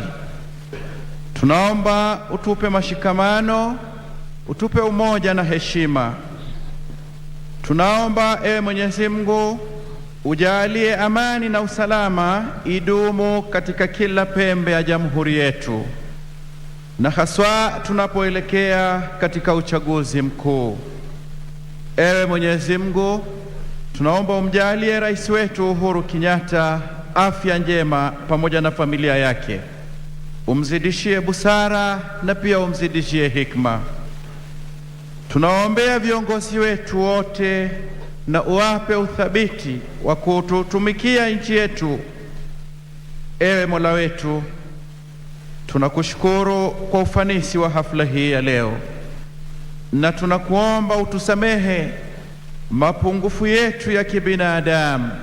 Wa sallallahu ala sayyidina Muhammad nabiyil ummi wa ala alihi wa sahbihi wa sallam. Amin. Atakayetufungia ni Askofu Mkuu Samson Mudhuri wa kanisa la AIPCA. Let us pray. Our dear Heavenly Father, the creator of heaven and earth, we thank you for the blessings of this nation. We thank you, Father, for the peace and tranquility we continue to enjoy in our country and for loving our nation, Kenya. Today we pray for our leaders across the Republic of Kenya, particularly His Excellency, the President of the Republic of Kenya, Uhuru Kenyatta, and his family for steering our nation to prosperity. We also remember the other leaders, from the state officials to the officials of the county governments. May you, Lord, bless them all. We pray for your wisdom and will to guide them in all they do. Strengthen each leader with a resolve to do what is best for our country.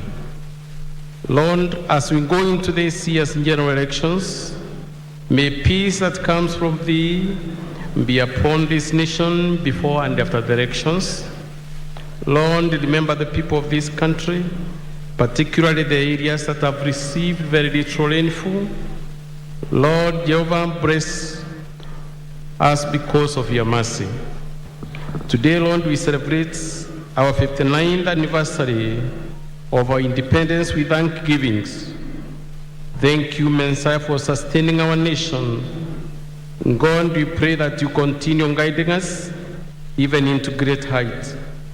We pray, believing and trusting in God, you will protect us, guide us, and bless all. In the name of the Father, the Son, and the Holy Spirit. May we say amen. Asante Askofu. Mheshimiwa Uhuru Kenyatta, Rais wa Jamhuri ya Kenya na Amiri Jeshi Mkuu wa Majeshi ya Ulinzi. Mheshimiwa Julius Maada Bio, Rais wa Jamhuri ya Sierra Leone. Wananchi wa Jamhuri tuipendayo ya Kenya, mabibi na mabwana. Mheshimiwa Rais, kwa niaba ya kamati ya andalizi ya sherehe za kitaifa, naomba ruhusa yako tuweze kuandalia burudani fupi. Nitawaalika wenzangu Willy M. Tuva wa Radio Citizen na dada Masawe Japani wa Radio Jambo watuongoze kwenye ratiba hii. Karibuni. Asante sana Bwana Wanjoi kwa kutupatia fursa hii. Niwakaribisheni Wakenya wenzangu kwa sherehe hii ya 59 ya sikukuu ya Jamhuri, sikukuu maalum ya Madaraka. Niite mzazi Willy M. Tuva, naongoza kipindi cha Mambo Mseto kwenye Radio Citizen na Mseto East Africa katika Citizen TV. Siko peke yangu, niko na mwenzangu anaitwa Masawe Japani kutoka Radio Jambo. Nafurahi sana kwamba tumeweza kujumuika pamoja siku ya leo kusherekea Madaraka Day, na tunasema maudhui ya mwaka huu ni pamoja tusonge mbele. Na wanaosonga mbele sasa hivi, Mheshimiwa Rais, ni wanafunzi 500 kutoka katika shule ya msingi. Naweza nikasema kwamba ni takriban shule 11 za msingi za hapa Nairobi. Na unachofaa kufahamu Mheshimiwa Rais ni kwamba wanafunzi hawa wako katika grade ya 4 na ya 5 ya mtaala mpya wa KBC. Tuwakaribisheni basi kwa makofi wakati ambapo wanafunzi hawa wanaingia uwanjani. Karibuni watoto, mtupatie burudani.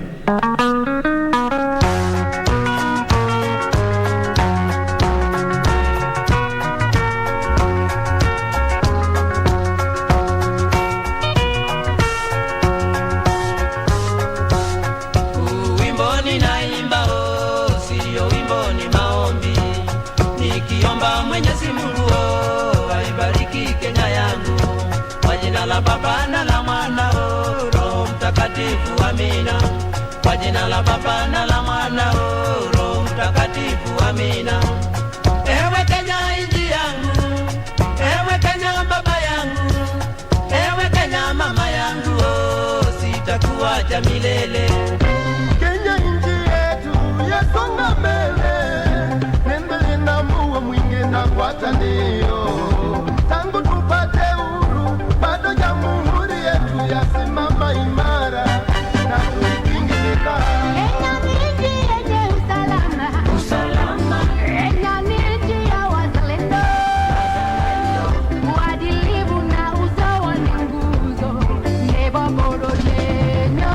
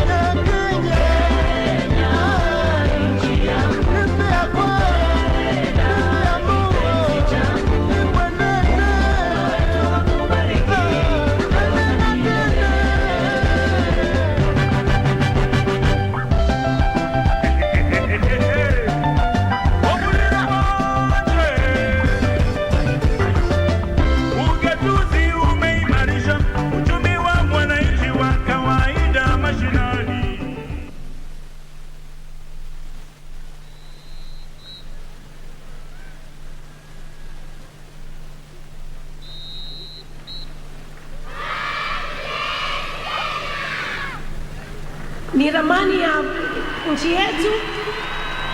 Tuwapigie makofi tafadhali.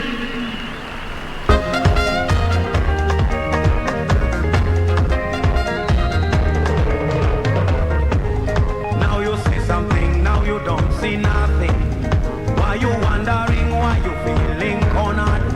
You know what goes around comes around, my brother. What is going up must come down, my sister. Together we will stand, divided we shall fall. Yes. My land, my treasure, my people, and my culture. Very important. Nganyati, chakacha dance, oh hangla. Are you feeling it? Are you feeling the idea? Ero, rumja berkanyako. Ori, umogiti kona kona. We go dance together, do the train, we go round. Ori, umogiti kona kona.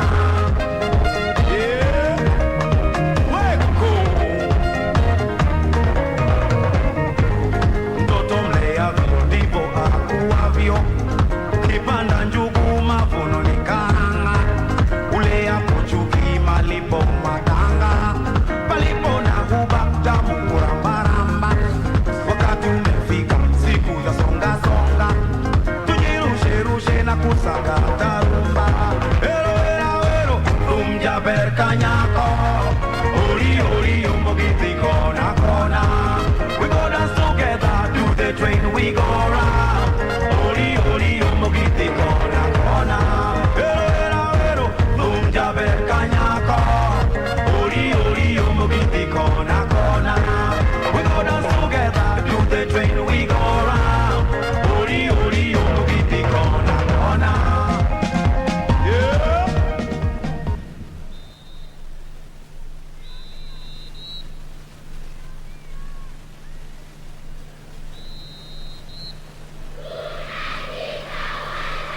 Neno ni Madaraka, shughuli iliyotuleta hapa kwa pamoja. Makofi kwa watoto wetu, makofi.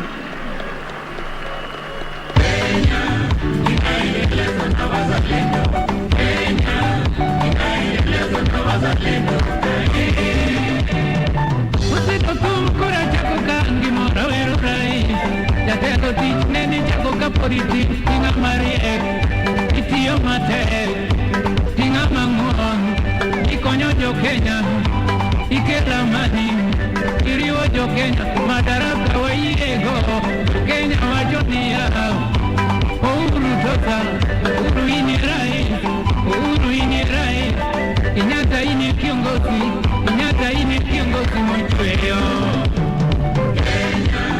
inaendeleza na wazalendo Kenya inaendeleza na wazalendo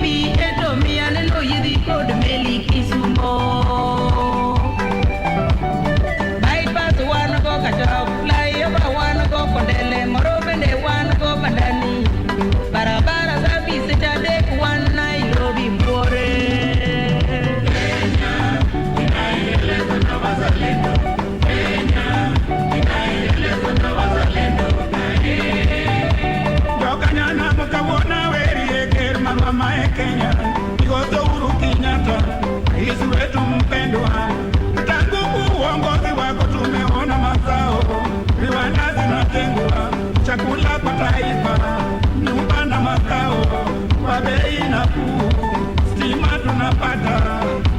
Ndio maana sisi tuomba Mungu akulinde, Nyasaye akulinde, Ngaidi akulinde, pamoja kalaga akulinde.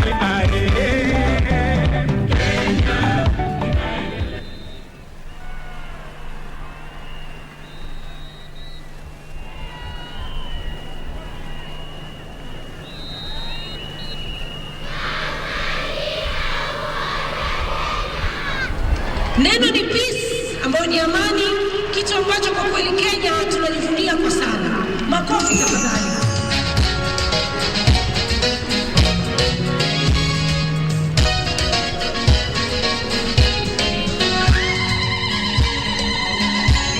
Tuishangilie Kenya, taifa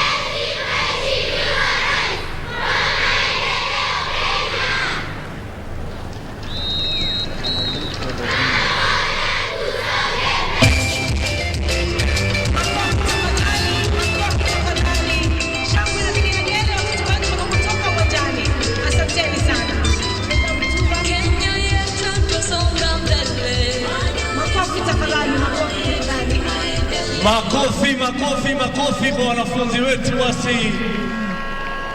Asanteni sana.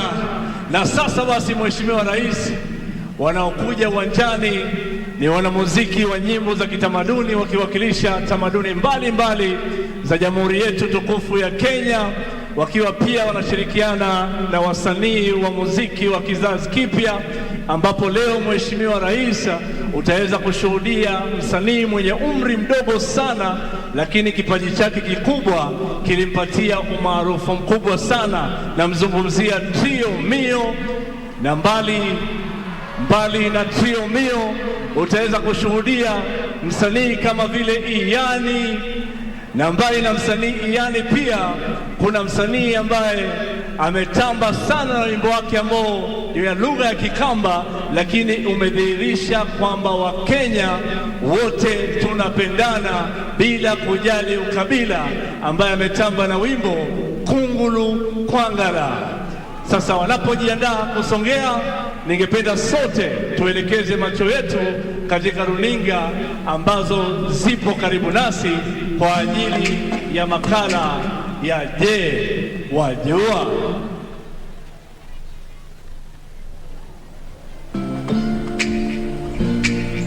Je, wajua? Wajua kuwa tangu tujinyakulia uhuru hadi mwaka wa 2013 Kenya ilikuwa na kilomita 13,000 za barabara za lami pekee. Na wajua kuwa Rais Uhuru Kenyatta alipochukua hatamu za uongozi mwaka 2013 alitoa ahadi ya kujenga kilomita 10,000 za barabara za lami ili kuinua uchumi wa nchi na maisha ya Wakenya. Bila shaka ahadi hii ya Rais Kenyatta imeafikiwa, kwani katika kipindi cha miaka 9 tu serikali ya Rais Kenyatta imejenga kilomita 10,400 za barabara za lami. Hii inamaanisha kuwa Kenya sasa ina jumla ya kilomita 23,400 za barabara za lami, ongezeko la 80%. Katika miaka 9 iliyopita, shirika la Kenya limejenga kilomita 3,300 za barabara zinazojulikana kama highways. Kwenye miji, shirika la Kura limejenga kilomita 950 za barabara zijulikanazo kama urban roads. Na kule vijijini, shirika la Kera nalo limejenga kilomita 300 za rural. Cha kutia moyo ni kwamba barabara zingine kilomita 600 zinaendelea kujengwa na mashirika haya matatu kote nchini kutokana na uwekezaji wa serikali ya Rais Kenyatta. Ni dhahiri kuwa katika kila pembe ya taifa hili Wakenya wanajivunia barabara za lami. Ni walio mijini au vijijini, na hii ni ahadi ya Rais Uhuru Kenyatta.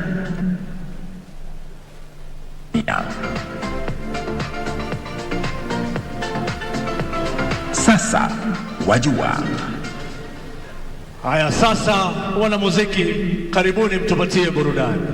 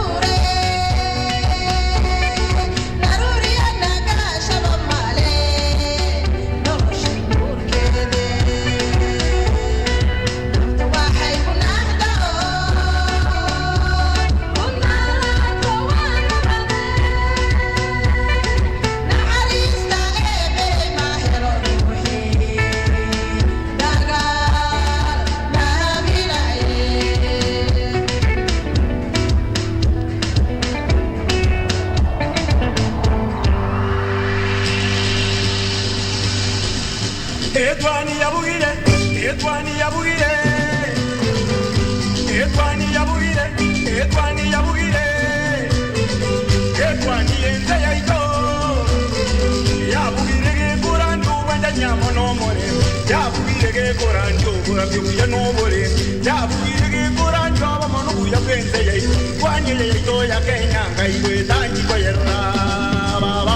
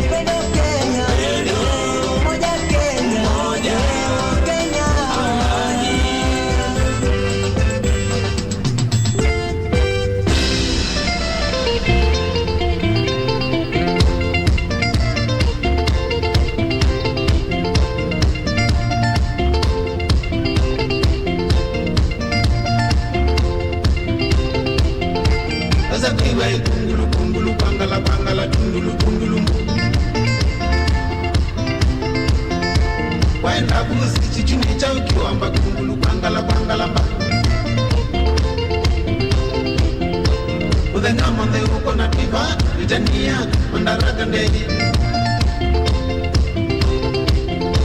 wawe na watani wa Kenya, tusonga mbele, nasonga mbele pamoja, sisi wa Kenya nasonga mbele, amani na upendo, umoja ni nguzo yetu.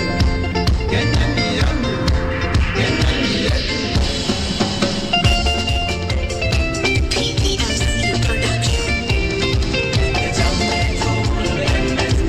Get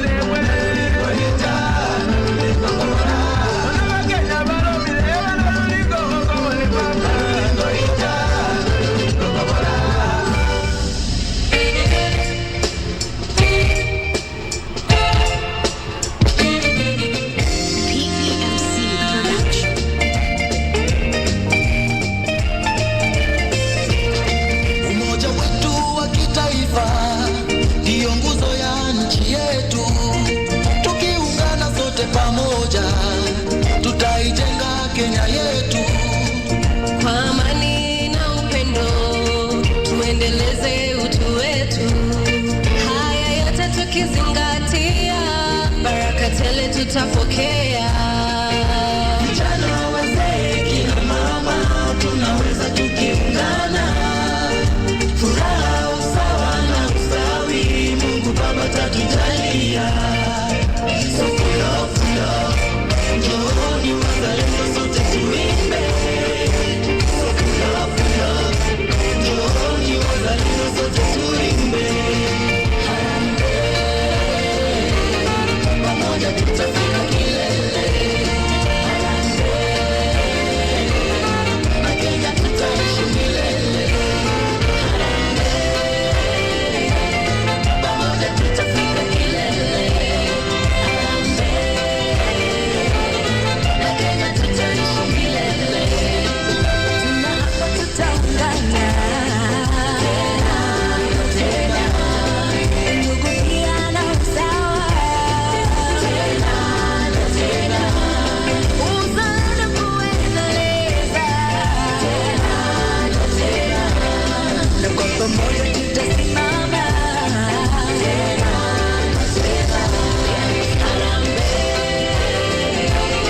Pamoja tutafika kilele.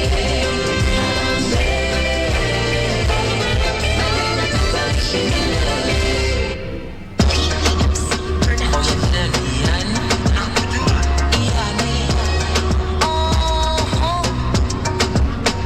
Ipeperushwe juu sana, bendera yetu Kenya ipeperushwe juu sana. Sisi wa Kenya tunawe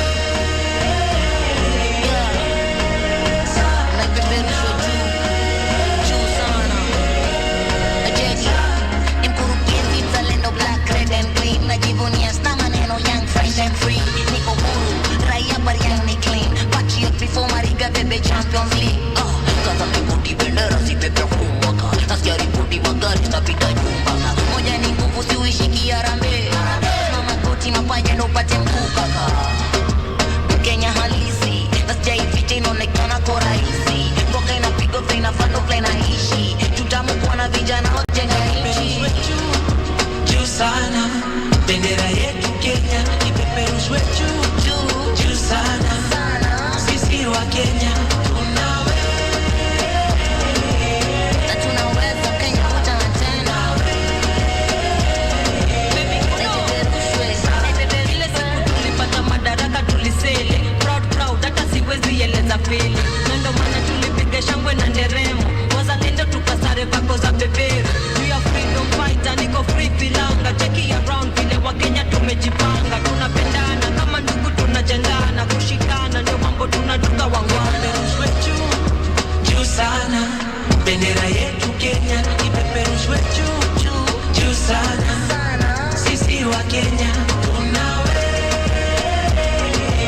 na tunaweza Kenya kutana tena. Rais Kenyatta alituletea uhuru Kenya. Rais Moi akatuletea maziwa ya Nyayo. Rais Kibaki akatuletea masomo ya bure. Rais Uhuru ametuletea maendeleo Kenya. Rais Uhuru akatuletea ugatuzi Kenya. Daima mimi Mkenya. Oh, Kenya. Naipenda Kenya. Oh, Kenya. Ipeperushwe juu sana, bendera yetu Kenya ipeperushwe juu sana. Sisi wa Kenya tunawe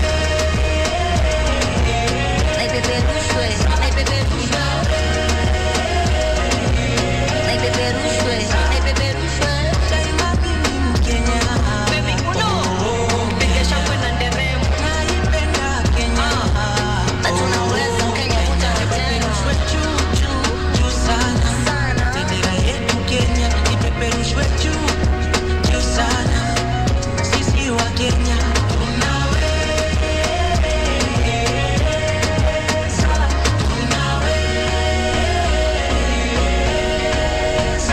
ipeperushwe juu. PPMC Production.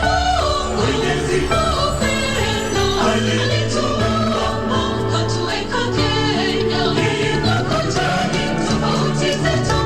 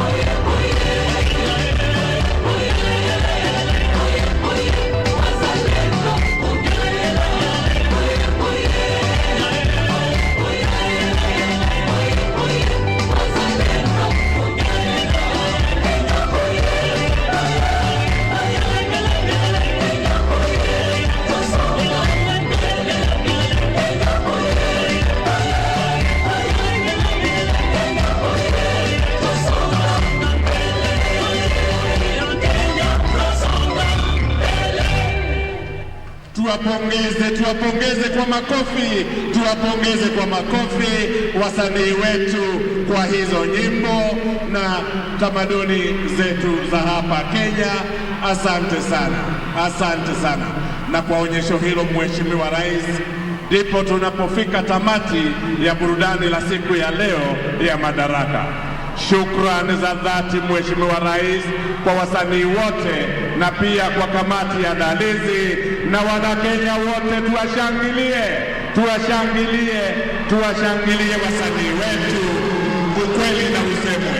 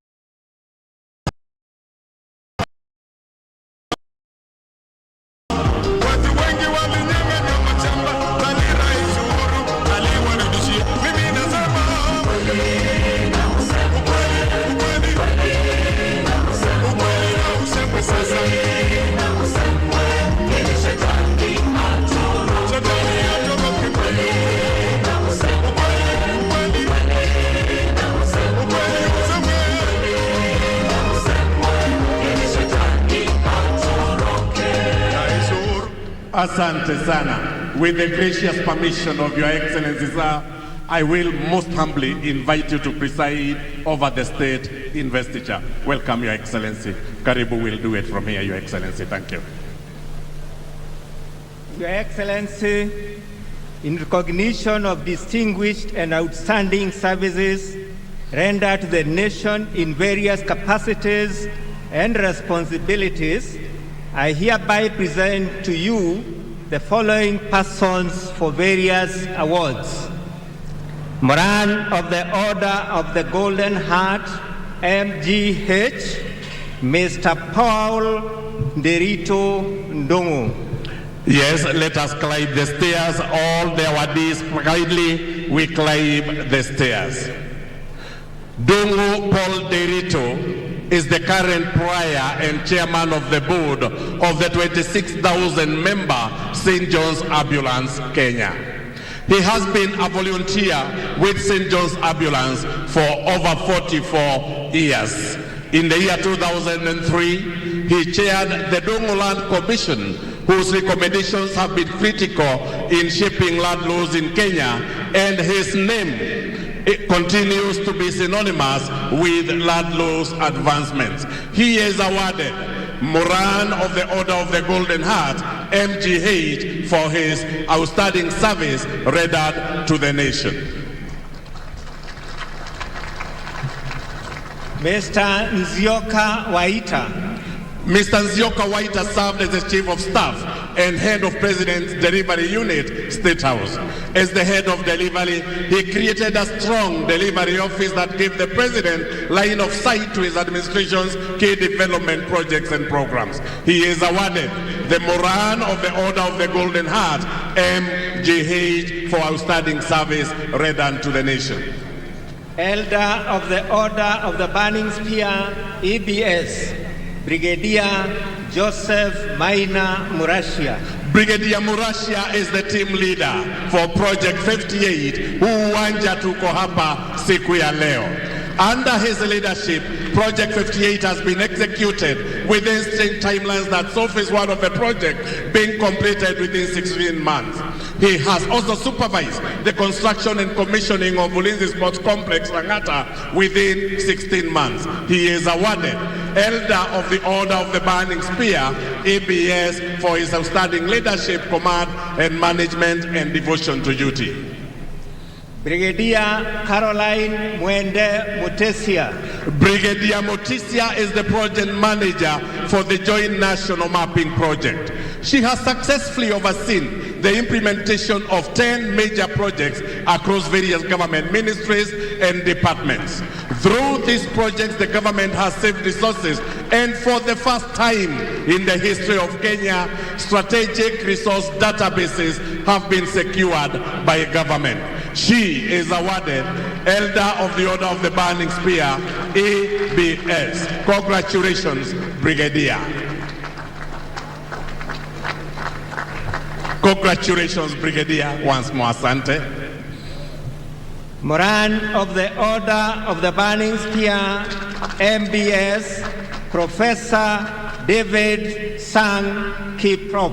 Professor Kiprop has been the program manager, Guinea Worm Eradication Program. A brilliant and disciplined scientist, he has been instrumental in the elimination of the epidemic high-rate malaria in Kenya. He is awarded the Moran of the Order of the Burning Spear, MBS, for outstanding service rendered to the nation. Dr. Weston Wakasiaka Kisa. Dr. Wakasiaka is a renowned fistula surgeon and trainer of fistula care for health workers. He has led in fistula policy development and is also an author and writer of Fistula Diaries Kenya. He pioneered and established treatment of fistula, a disease that not only affects the health of our women and daughters, but also the social well-being. He is awarded the Moran of the Order of the Burning Spear, MBS, for outstanding service. Mr. Polycarp Otieno Onyango. Onyango is Senior Director, Presidential Delivery Unit in the Coast Region. He unlocked the challenges that were facing Kenya Ports Authority, a job that took him 2 months of posting in the coast. Onyango is awarded the Order of Moran of the Burning Spear, MBS, for outstanding service.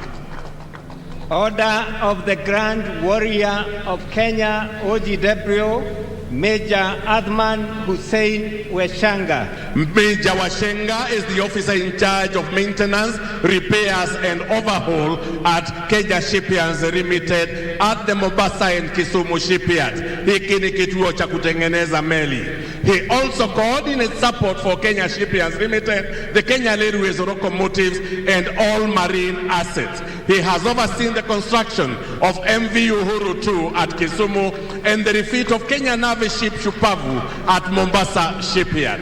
He is awarded Order of the Grand Warrior of Kenya, OGW. Congratulations, congratulations. Miss Alice Kwamboka Nyariki. Nyariki Alice Kwamboka is Senior Deputy Director of Pensions at the National Treasury. She spearheaded the development of policy reforms for public sector retirement benefit schemes. Her efforts have ensured that our senior citizens no longer have to wait and spend intolerant time waiting for their pension. She is awarded the Order of the Golden Warrior of Kenya for service to the nation. Congratulations. Ms. Jane Duta Mwangi. Duta Irene Mwangi has served diligently on COVID-19 Education Committee and the CBC Task Force. She has been an advocate and partner in the quest for accessible and quality education. She is awarded OGW, Order of the Grand Warrior of Kenya for dedicated service to the nation. Your Excellency, this brings us to the end of state investitures today. I thank you, Your Excellency, sir. Asante sana. Your Excellency Julius Maada Bio, President of the Republic of Sierra Leone, and the First Lady of the Republic of Sierra Leone,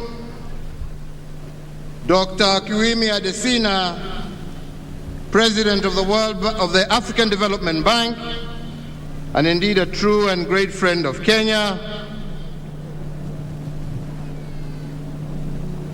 Honorable Speakers, Your Ladyship, the Chief Justice on Martha Koome, all national leaders and leaders from across our entire spectrum, members of the diplomatic corps, fellow Kenyans, ladies and gentlemen, hamjambo. Hamjambo tena. Asanteni sana.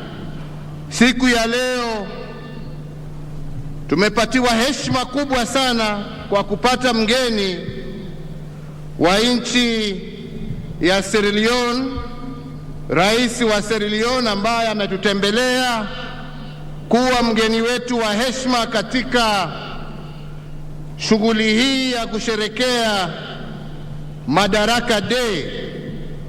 Na mbele ya niseme lolote lingine, ningependa kuchukua nafasi hii kumkaribisha aweze kuwasalimia Wakenya na kutoa salamu zake na pongezi zake kwa Wakenya wote. Your Excellency, I'd like to take this opportunity to welcome you to have a few words with the Kenyans who are looking forward and are very excited about you coming to visit us. Karibu sana. Welcome.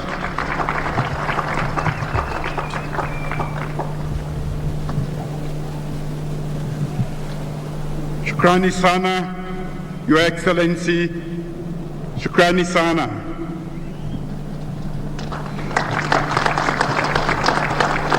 Your Excellency, the Honorable Uhuru Kenyatta, President of the Republic of Kenya, the Honorable William Ruto, Deputy President of the Republic of Kenya, Your Excellency, Mrs. Margaret Kenyatta, the First Lady of the Republic of Kenya, the First Lady of the Republic of Sierra Leone, Madam Fatima Maada Bio, members of government, and honorable cabinet secretaries present here today, members of the National Assembly and Senate present, members of the diplomatic and consular corps, distinguished ladies and gentlemen, outstanding Kenyans who have made this visit both remarkable and memorable.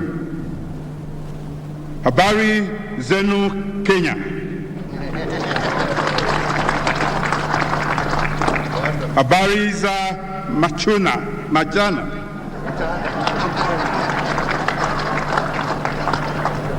I'm truly honored, ladies and gentlemen, and ever grateful to President Kenyatta and to you, the Kenyan people, for the generous invitation to join Kenyans in celebrating Madaraka Day on these hallowed ground, Uhuru Gardens. Asante sana, Kenya. Congratulations. It is a momentous day, as President Kenya and others have said. It is the day on which Kenyans asserted that through the dignity of independence and self-governance, they would work hard together to create a future of which generations unborn will be proud. In the spirit of nation building and Harambee, the new nation reflected the blood, the tears, and the sweat that had gone into that unrelenting national effort from ordinary citizens and their leaders. As Mzee Jomo Kenyatta of blessed memory reminded Kenyans, Our children, and I quote, our children will learn about the heroes of the past, but our task is to make ourselves the architects of the future, end of quote. On this 59th Madaraka, I can confidently say that Kenyans have embraced that task and acquitted themselves very well. Congratulations, Kenya. Our path since independence for our nascent African nations of Kenya and Sierra Leone may have been different. In each of our ways, it has been arduous, maybe not what our forefathers imagined, and probably best left untold. But we can both celebrate in Kenya and in Sierra Leone that we have been through the crucibles. We have faced and mastered our fears and doubts. We have triumphed over adversity, and we have worked hard to build just, inclusive, peaceful nations on both sides of the great continent. But more importantly, the fraternal bonds between our two nations keep getting stronger. On Sunday, I joined the Kenya Defense Forces to celebrate the heroism of 4 Kenyans and the sacrifices of thousands of Kenyan soldiers who fought to restore peace and stability in Sierra Leone.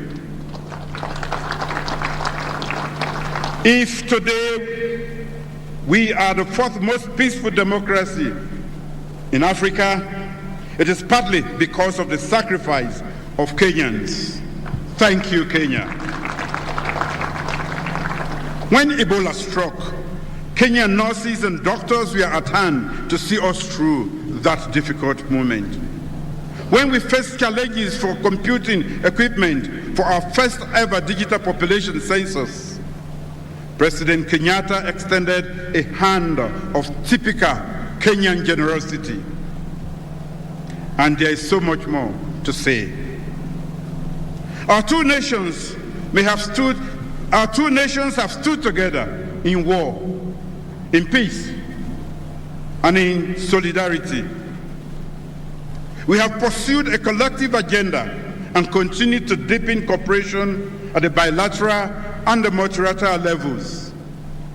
President Kenyatta's great work in this country, from electricity, ports, roads, railways, housing, to healthcare, education, food, security, and growing the Kenyan economy through trade and investment, has showed us in Sierra Leone what is possible. We are therefore also here to strengthen our ties with Kenya in areas of international cooperation, peace and security, wildlife and tourism, ICT and education, and trade and investment. In this spirit of interdependence, with a view to the mutual benefit of our two nations, let me close by reminding us of 2 proverbs, one Kikuyu from Kenya and one Mende from Sierra Leone. The first one is from Kenya. One log does not make a bridge. This reminds us that for safety and strength, and for reassurance that we will continue to traverse difficulties together, we must continue to work together and make our bonds even stronger. The second is from Sierra Leone. One tree does not make a forest. Guya Eula. That reminds us that only through interdependence and unity of purpose can we truly grow stronger and be more formidable as nations. On this 59th Madaraka, let me once say, Hongare sana, asante sana, and God bless the people and Republic of Kenya. Thank you. Thank you very much, Lord. Thank you. Thank you. Good luck.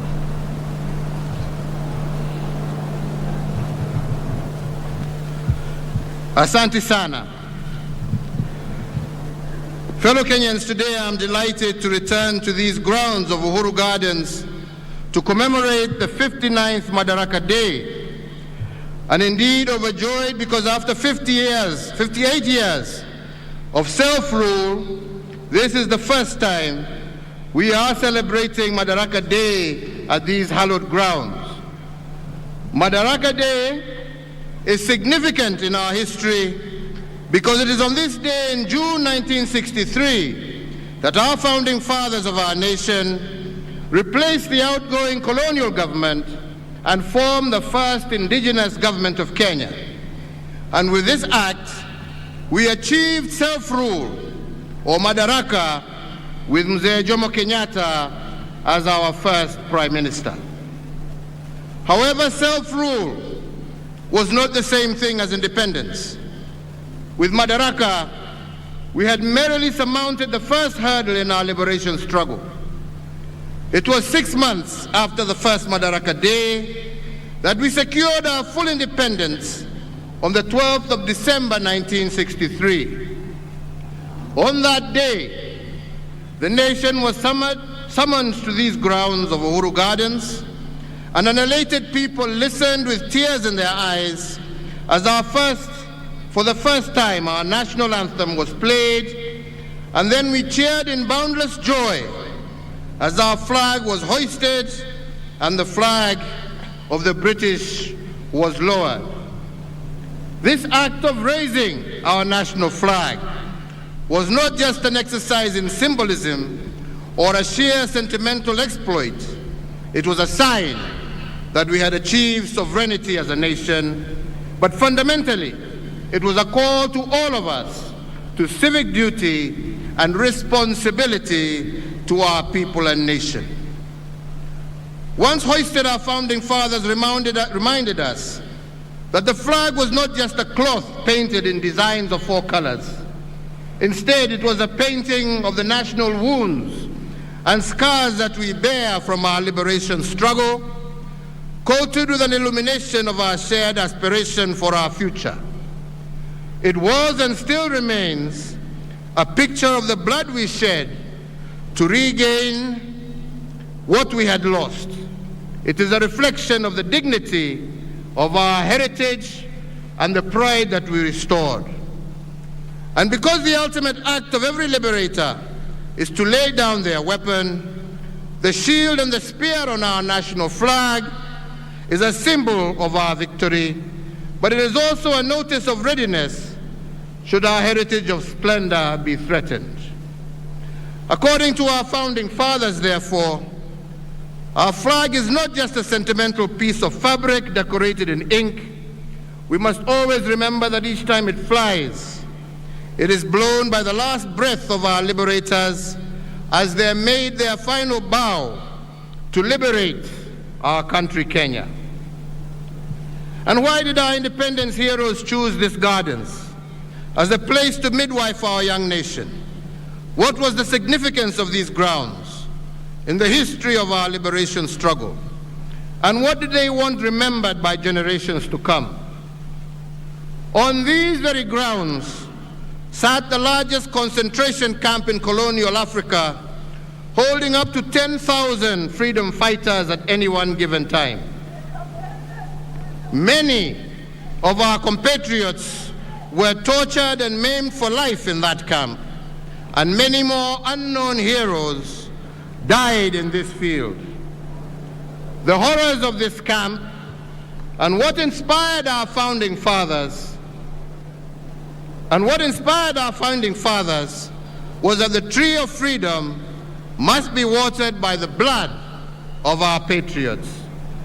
And that is why on Jamhuri Day 1964, we planted a Mugumo tree as a solemn and symbolic reminder of this eternal truth. Although the colonizers killed the messengers in the camp, they could not kill the message.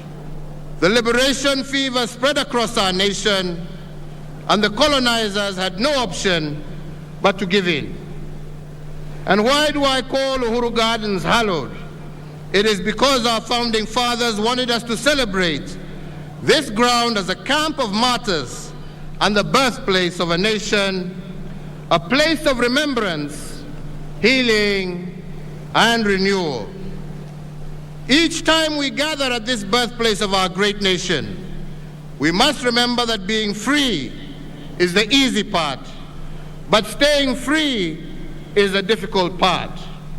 And although we are now fully free, we cannot continue to claim freedom casually. Instead, we must begin to practice it and jealously guard it against all threats, both foreign and domestic. The practice of freedom comes with a price. If our heroes paid the price to liberate our nation, we must similarly pay the price of nurturing our freedom. But fundamentally, we must remember that the price today is not the price tomorrow. The price of liberating the nation is not the same price of growing the nation. To keep and nurture our freedom, we have to pay a higher price. And part of this price is to be trustworthy stewards of what our founding fathers passed down to us. So my joy today is that we have been able to restore the sanctity and historical significance of Uhuru Gardens.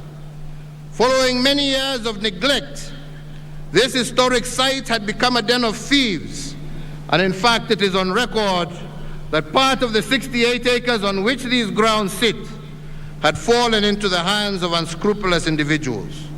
We have reclaimed it and grabbed the site back and restored its dignity and purity. Yesterday I had the distinct honor of inaugurating these grounds as a monument and a museum of remembrance and a place of unedited history. And we have done this because a progressive nation does not hide its history. It confronts it and endures to correct it so as to change the future. Each time we celebrate our liberation struggle, tradition demands that we ponder a series of questions. Fundamentally, we must ask how. How have we built on what was handed down to us? What account can we give of ourselves as the successors of the cause of our liberators? And can we honestly say that we have been faithful stewards worthy of their sacrifice? On the 9th of April 2013, I assumed office as the nation's 4th president. Today, 9 years and 2 months later to the day, in discharge of the mandate you bestowed upon me, my administration has built on the gains secured by the previous 3 administrations and strengthened our social fabric, making Kenya safer and healthier, fairer and just, a nation where justice is truly our shield and defender, reinforced our educational and technical excellence, integrated devolution as a way of life, and successfully led the nation through the worst global health crisis in a century, while also expanding economic opportunities for Kenyans. As Kenyans, we often dwell on what and how without asking ourselves why. And so I answer, why have we invested so heavily in infrastructure? Why has my administration extensively equipped and retooled our defense and security agencies and expanded the benefits enjoyed by the staff therein? Why has the government driven digitization in the delivery of public services while also fostering grassroots location and access at the same time? Why has my tenure in office seen so much emphasis on transformative programs, reforms in healthcare, education, agriculture, energy, titling of land, housing and social protection, affirmative action, commerce and industry, and the ease of doing business? We have done all of this because they are interrelated aspects of our national life that are tied together with a singular golden thread, areas of challenge that can become the engines that drive Kenya into a more just and prosperous future. Fellow Kenyans, national security and defense has been a priority area since 2013 because we cannot deliver on our national anthem's promise of plenty within our borders if these borders were porous and insecure. I therefore made security a top priority because I know that without a secure environment, no life can flourish and no enterprise can thrive. With the mandate that was given to me, we silenced the wave of terror attacks that had a stranglehold on our nation.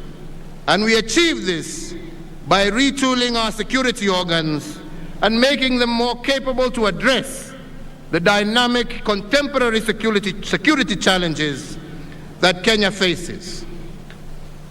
To all our security officers, because of your commitment to defend our nation and to squarely face new dangers, every citizen is able to participate in the social economic development of our nation. You have kept us free, you have preserved our way of life, and allowed us to enjoy the present as well as protect tomorrow, and we thank you for that service. In realizing equitable development through devolution, it was my distinct honor to be the president who received, fostered, and gave impetus to the devolved system of governance. Today, the results of our proactive and enthusiastic support are markedly visible from Makueni to Mandera, from Busia to Bungoma, from Mombasa to Meru, from Lamu to Laikipia, and from Turkana to Tharaka-Nithi. We, with the mandate that you gave, have institutionalized devolution and forever changed the face of Kenya, buoyed by the 2.4 trillion Kenya shillings that we have transferred from the national government to the counties from 2013 to date. On the regional front, Kenya led the push to admit the Democratic Republic of Congo into the East African community. With this singular move, the East African Common Market grew by 90 million people, yielding a now expanded market of 300 million citizens and a consequent enhanced opportunities for our Kenyan enterprises.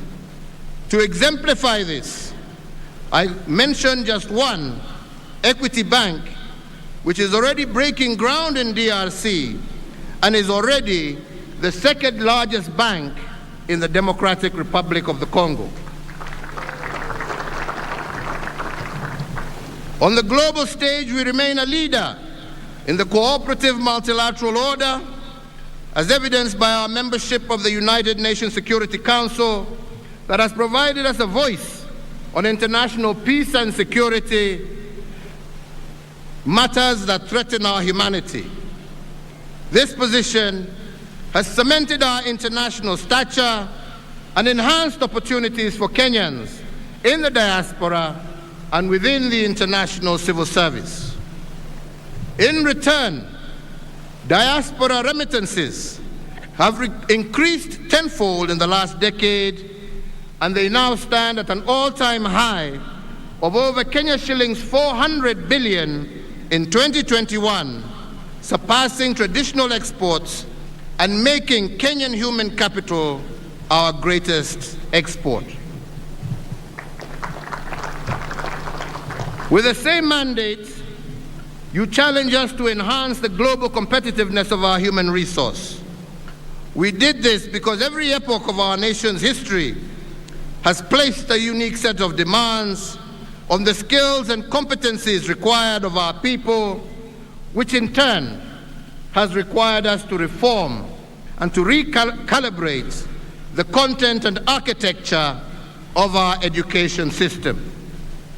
At independence, our founding fathers embarked on a mission of course correction to transition from a colonial education system that prepared learners for servitude to one that gave them the tools to lead a newly independent nation.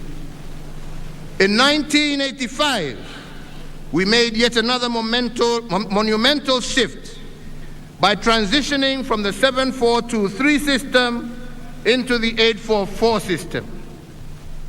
But with time, fellow Kenyans, the 844 curriculum became inconsistent with the aspirations of our growing nation, particularly because of its overloaded curriculum and its focus on rote learning and the passing of exams as the ultimate goal of the system. As we began re-engineering it, we had to return to the foundational philosophy of education, and that is, citizens never fail. It is systems that fail them. And if the systems are inconsistent with the aspirations of the people, then the systems must be changed. The challenge of the day calls us to imagine a system that creates responsible citizens as opposed to subjects, a system that celebrates creative potential of all our children as opposed to one that leaves them with labels of failure if they do not pass exams, a system that brings about freedom to be creative and innovative as individuals. This is the promise of the competency-based curriculum, and that is why in December of 2022, the pioneer CBC class, now in 6th grade, will transition to junior secondary. And we believe, and given the manifest success achieved in such a short period of time, there is no turning back with respect to competency-based curriculum.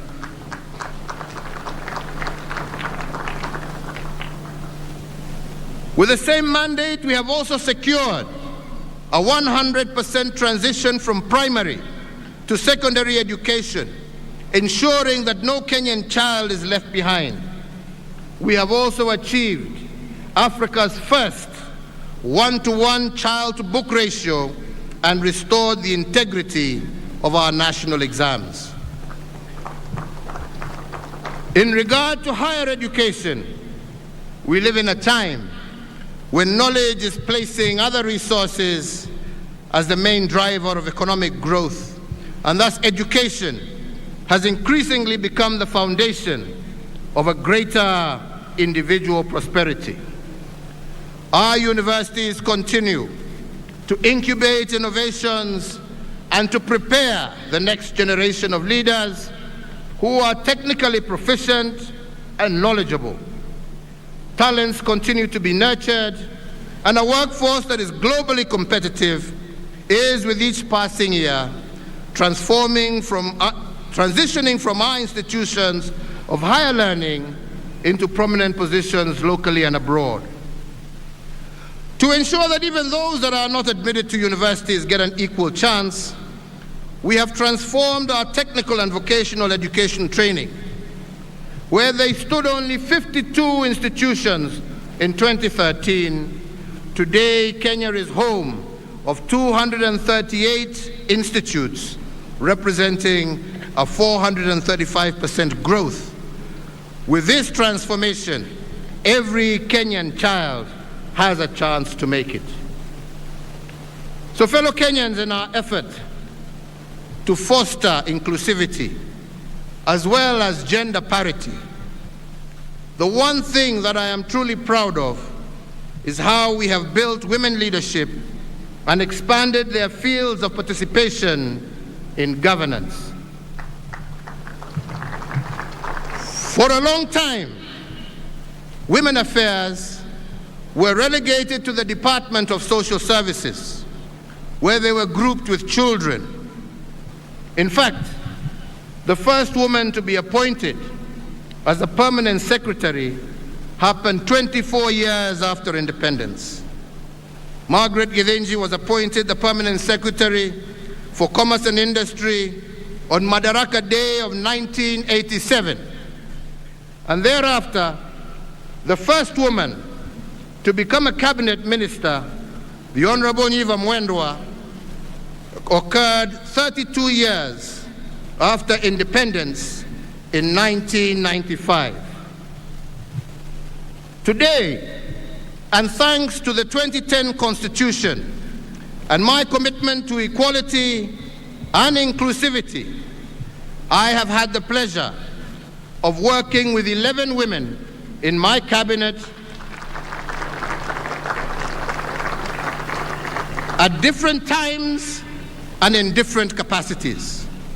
All of them have occupied high-profile portfolios, and in fact, all the cabinet secretaries for foreign affairs for the last 9 years of my term have been women, and we have seen how they have placed our country globally. Of equal note is that my administration has also fast-tracked the promotion of women in leadership in our security sector. I appointed Fatuma Ahmed as the first woman Major General of our Defense Forces in 2018.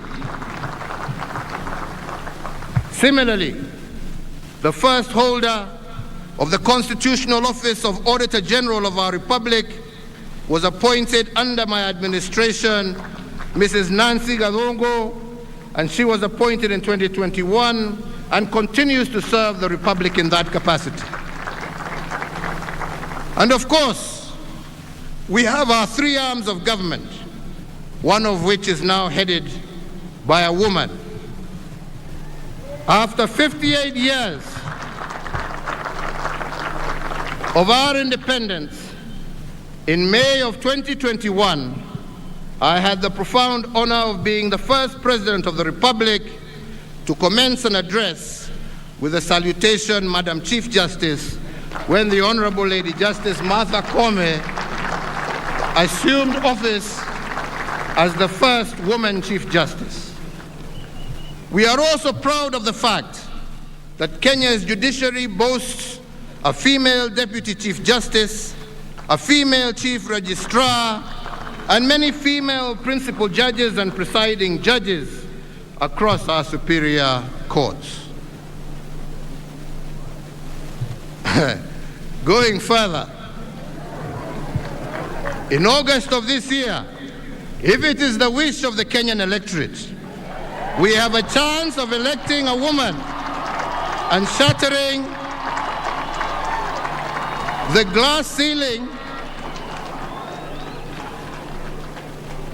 by assuming the second highest office in the Republic of Kenya. So, ladies and gentlemen, if our women were part of the liberation struggle, advancing their cause intentionally is a duty that belongs to all of us. We owe it to them, we owe it to ourselves, and we owe it to our country. And I am indeed proud to have been part of this push for women leadership in our republic.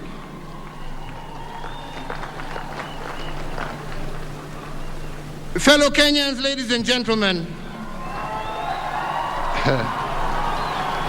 now I will give a further account of how my administration has multiplied the fruits of our liberation. And I will give this account using 4 legacy frames that have guided our execution of the mandate bestowed on us over the last 9 years. These are what I have been calling the big push investments, economic acceleration, restoration of dignity, as well as political stabilization.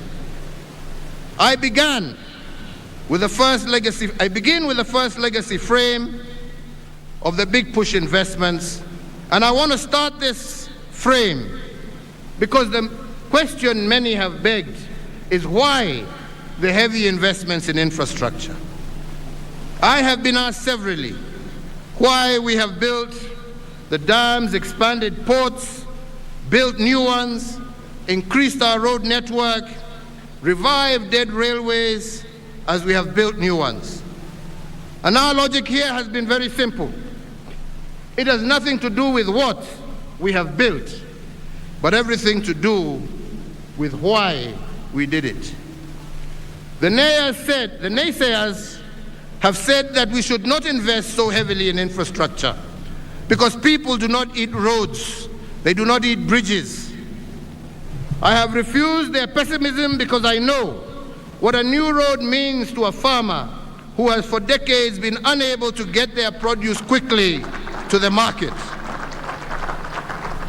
I refuse to delay the dream of world-class ports and fishing support infrastructure because we wanted our fishermen in our oceans and lakes to be able to gain more from their sweat of their brow. I looked at a nation whose potential was being limited by road connectivity and vowed to open up Kenya to ourselves and also to the world. The result has been that once sleepy villages and towns across our country have roared to life and become vibrant centers for economic and social activity. The result was the appreciation in the value and utility of land in many rural and peri-urban areas, instantly elevating many thousands of homes out of poverty. Similarly, fellow Kenyans, we have learned, and that is why we say we must learn from our history, is that when the British built the Kenya-Uganda Railway, some people called it the railway to nowhere, passing through a swamp called Nairobi. But to the colonizers, the railway was not the end game. What the railway was meant to achieve was the end game. Years later, what started off being called the Lunatic Express by cynics converted a swamp called Nairobi into a mega city that is today one of the top 5 cities on the African continent.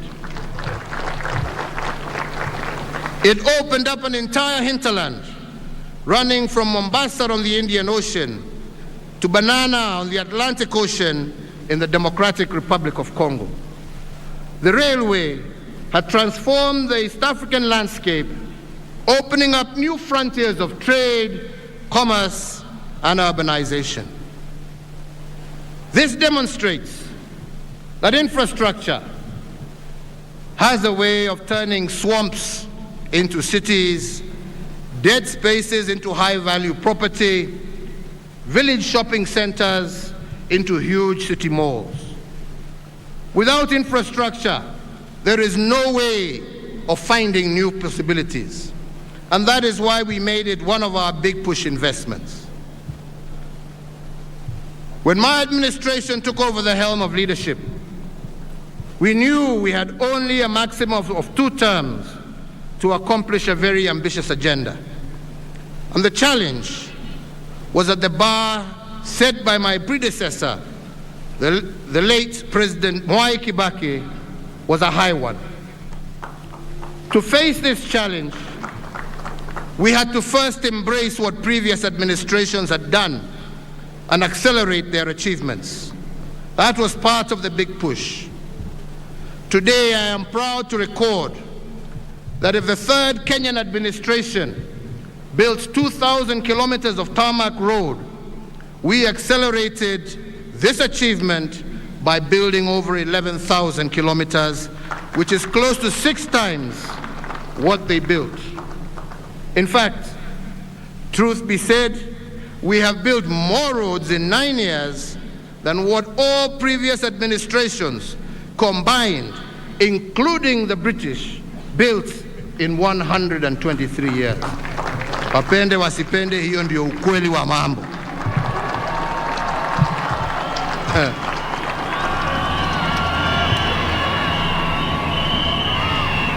If this nation's third administration had set the bar higher, we have set the bar even higher.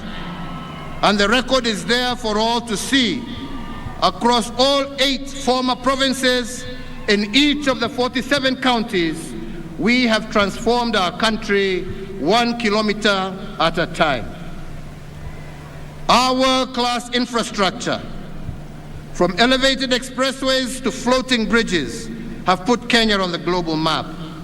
And as a result, we have distinguished ourselves as an investment destination of choice, a regional and continental hub and a leader on the African continent.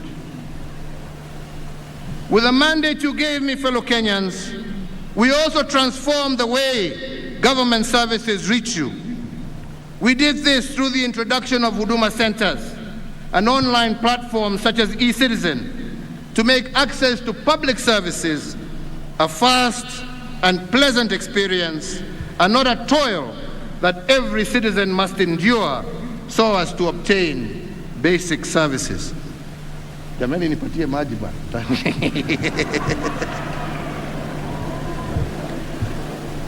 In 2012, who would have believed that passport applications, birth certificates, marriages and business registration, driver's licenses, and so many others could be done online from anywhere in the world?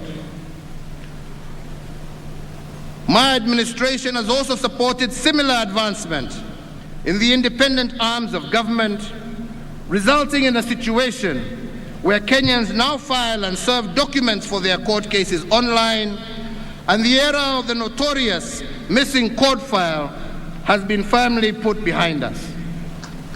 It is in the life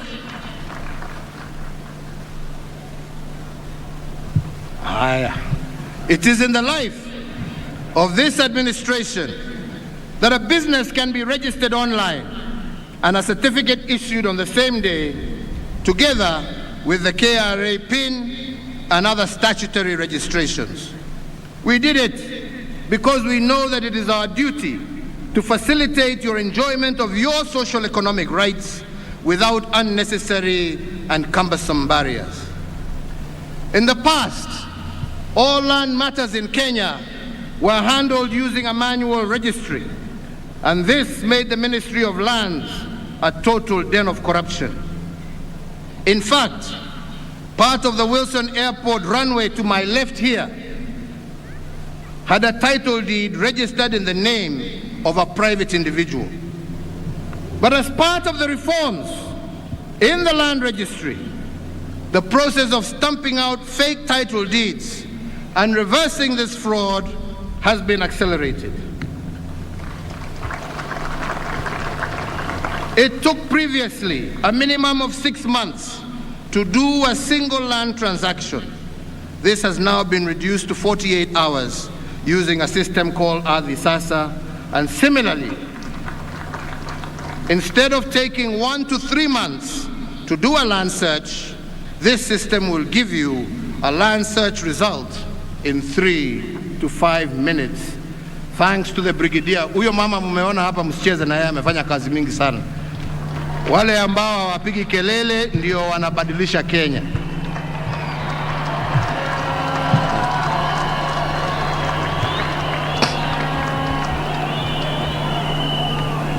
With the mandate you gave me, we have set a high bar for how and where government services should be provided. Never again will Kenyans accept that they must contend with long winding queues, pay the infamous and notorious facilitation fee to receive their rights, or to travel long distances to the nearest major town to receive even the most basic of public services. As the administration that assumed office on the signature pledge of being a digital government, the revolution that is the delivery of services online, coupled with the concept of Huduma Centers, which we implemented, have changed the way Kenyans do business. In doing so, it has also created opportunities for Kenyans in the private sector and built an enabling environment for an ICT versatile society. It is in the tenure of this administration that we successfully transitioned from analog to digital television and radio, resulting in the country being home to 130 TV stations, up from 14 in 2013. 204 radio stations, up from 130 in 2013. These impressive figures do not lie, and this does not factor the massive expansion of the digital space that has seen many hundreds of thousands of Kenyans successfully monetize various digital communication avenues. Ndio unaona wengine wananitukana kila siku, ni sawa tu, waendelee. Ni haki yao. Besides jobs, through our expansion of the digital space, the government has enabled small and medium enterprises, regional, community, and church-based broadcasters throughout the country to create niche routes for direct engagement. The dividends of the investments in our undersea cable are also manifest. To fully seize the opportunities offered in this information age, our massive ICT investment has seen internet penetration in Kenya rise from 31.4% in 2013 to 93.9% in 2022, with cellular phone penetration increasing from 74.9% to over 131% in the last reported cycle. Indeed, fellow Kenyans, over the same period of time, money transfers have increased from 1.9 trillion shillings a year to 6.8 trillion shillings every year. Further, online jobs, not just here in Kenya, but globally, have secured close to 1 million jobs for Kenyans, while innovators continue to make waves globally from their very locations here in Kenya. So fellows and Kenyans, as we prepare to hand over the baton to the fifth administration, there are three critical areas that I believe a new administration should focus on, but mine are just suggestions. Firstly, you cannot do the big push investments in dams, roads, and rail in an environment of corruption. I say so because we cannot lie, the devil of corruption is still alive and well here in Kenya. For the next administration to multiply our dividend and continue raising the bar, it must work from the inside out. It must not backslide on the corruption agenda. When corruption festers in government, you cannot fight it from the court of public opinion. You must fight it from the inside out. And that is why leaders elected must have the credentials and the will to continue this cleanup. Secondly, you cannot implement big push investments in an environment of political strife and hypocrisy. Many have doubted whether my government has achieved in the second term. But let me tell you, we have. And the record must reflect that this is true of all sectors. To name but one, during our first term, we built slightly over 3,000 kilometers of tarmac road. But the second term, we have completed close to 8,000 kilometers and over 6,600 kilometers of tarmac road are currently ongoing. And all of this, I strongly believe, has happened because of the political stability that we achieved because of the handshake.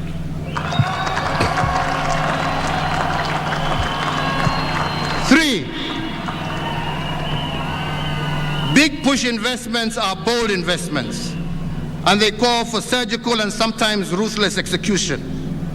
Such undertakings cannot be fed on the milk of meekness. They need an attitude that shows the contempt card to those who dwell in negativity and naysay. For instance, many have told you that the expressway that snakes through the heart of Nairobi, our pessimists said that it is impossible. Yet we have done it. And if we had said then that we would do it without a single coin from the taxpayer, except that which was used for the relocation of utilities, including electricity, water, fiber optic cables, many would have said we were dreaming, but we did it. Today, the Nairobi Expressway snakes through the skylines of Nairobi as a wonder. Under normal circumstances, it would have taken us 4 years to build it. But because we were determined to complete it, we have achieved it in a year and a half. Because we believed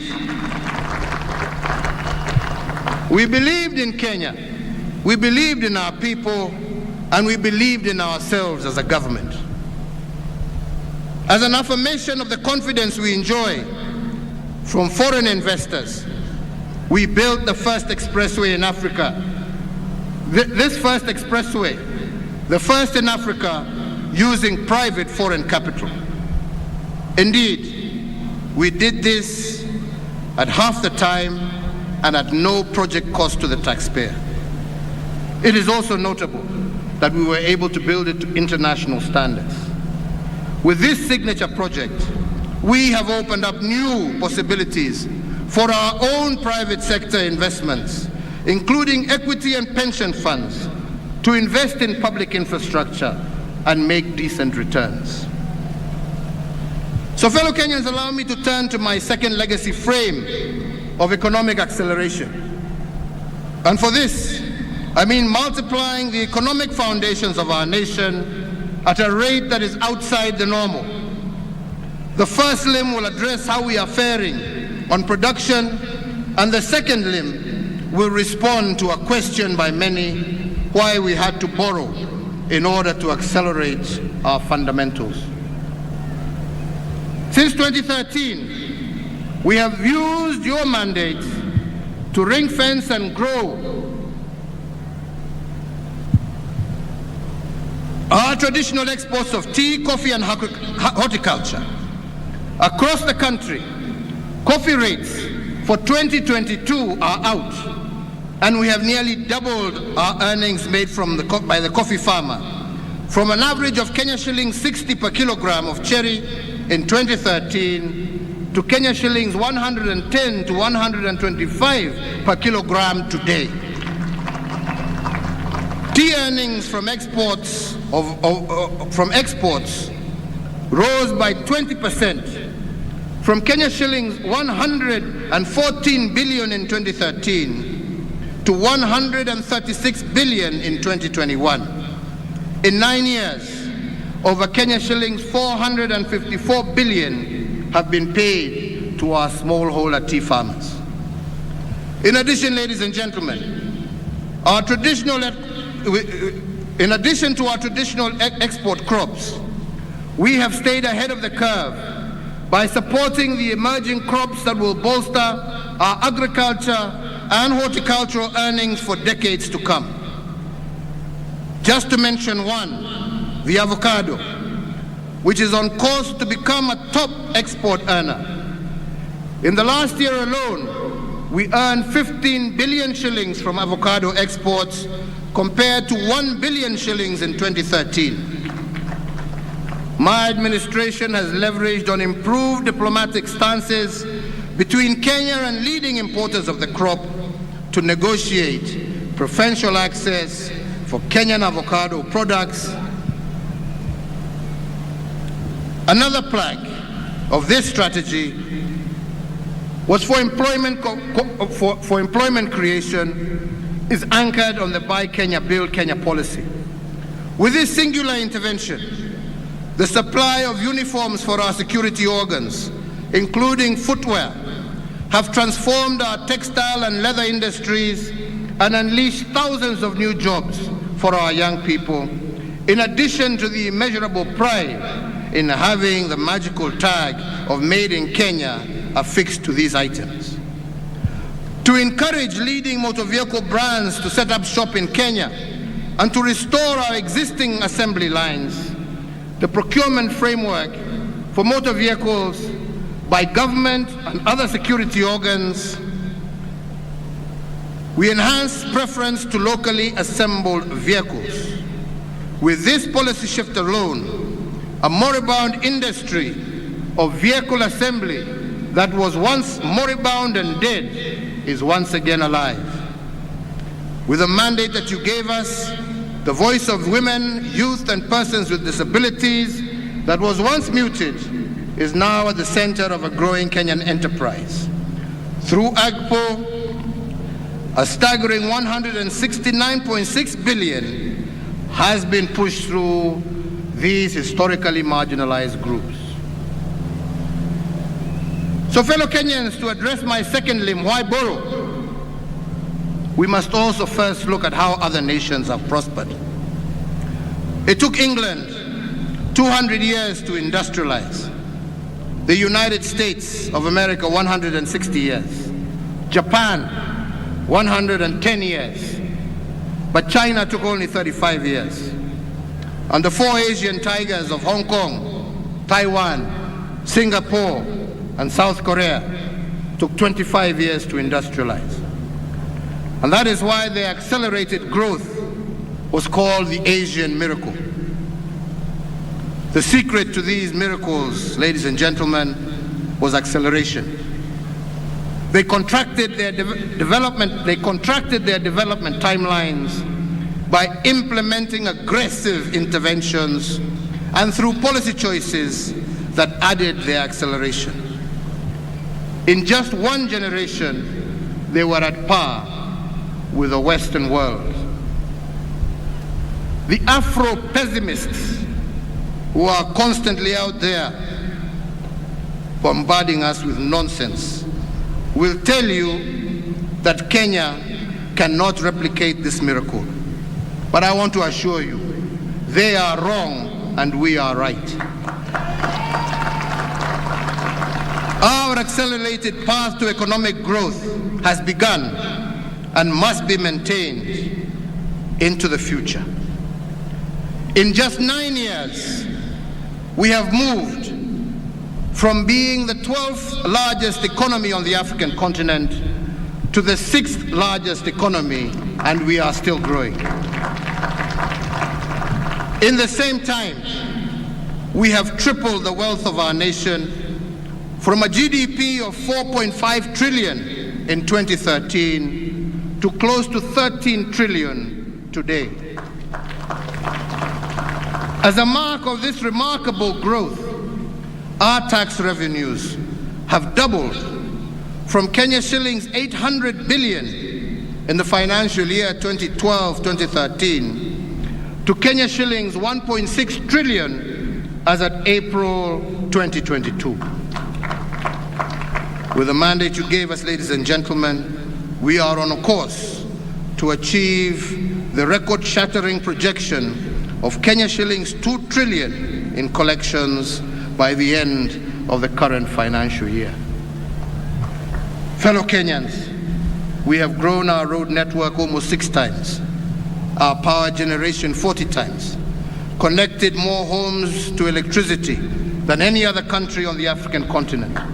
And we have done this in just 9 years. I do believe that the next administration can multiply these efforts to unprecedented heights.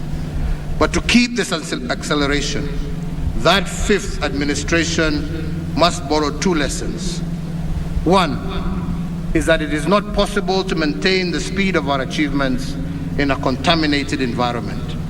And this allows me to go back to the corruption cleanup that I started talking about.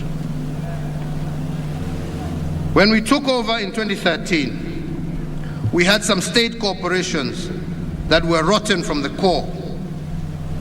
We had to drain this swamp from inside out. But we had to balance this cleanup exercise with accelerated performance. Some have accused me of militarizing our country. I have no such intention. Kenya is a democracy and it shall always remain a democracy. But I did not hesitate and will not hesitate to use our discipline services to correct and to do that which others have failed to do.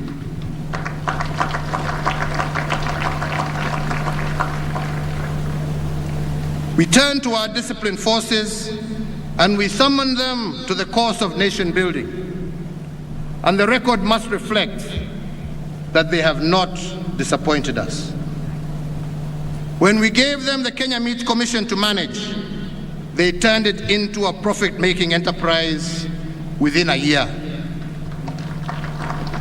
The other institution worth of mention is the Kenya Shipyard Limited. This institution had collapsed due to mismanagement and corruption. Then last year, we handed it over to the disciplined forces. Today, this corporation is poised to have the largest shipyard in sub-Saharan Africa. This, ladies and gentlemen, is evidence that in an environment that is not contaminated, things can be done. If we could build this park and the museum behind us using the disciplined forces in only 22 months, instead of the 10 years it would normally have taken, if we have begun restoring the glory of Nairobi using the Nairobi Metropolitan Services, I do believe it can be done. The second lesson that will keep our accelerated achievements afloat has to do with debt. And on this, I want to pose a national question. How much is too much borrowing? When does borrowing become too much and unbearable to a nation? The only time debt is a burden to a nation is if a nation is led by looters. But in the hands of a visionary administration, debt is a catalyst for rapid development. And I will give but one example. When South Korea achieved her economic miracle in a record 25 years, it also achieved the rank of being the fourth most indebted nation in the world. But the South Koreans did not call it debt. They called it using other people's money to advance their cause. What this means is that nations that have advanced have not necessarily used their own money, especially when they are not endowed with natural resources. They have borrowed from others to catch up and to become world economic leaders. And the national question, therefore, to us today is not whether debt is good or bad. The more legitimate question has to do with what the next administration will do with borrowed funds. Will they end up in the private pockets, or will they be used to accelerate economic advancement? On my part, I believe we have used other people's money to close our infrastructure gap, to connect our markets. For example, when a maize trader in Kitale previously would take 3 days from Kitale to the border with South Sudan, with what we have borrowed and the roads we have built, we have ensured that that man from Kitale can be at the border of South Sudan in just 5 hours, not 3 days. Similarly today, any trader can travel on a tarmac road to 4 out of 5 of our neighboring countries and do so in record time. If we can transport 10 times more passengers with the SGR at half the price and at half the time, and move 3 times more cargo daily from Mombasa to our neighbors, then our borrowing has surely been worthwhile and paid tangible dividends. So to maintain the tempo of increased and accelerated achievement, the next administration should not shy away from using other people's money. Debt in a cleaned-up government is an enabler, not a burden. With the mandate that you have given us, the people summoned us to secure sustainable development and to foster intergenerational equity, and we honor this solemn duty. We honor Now, sorry, let me go back.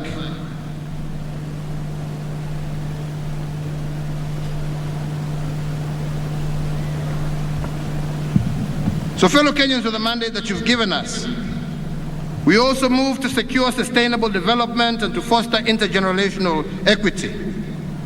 We honored this solemn duty by restoring our water towers, protecting our environment through pollution control.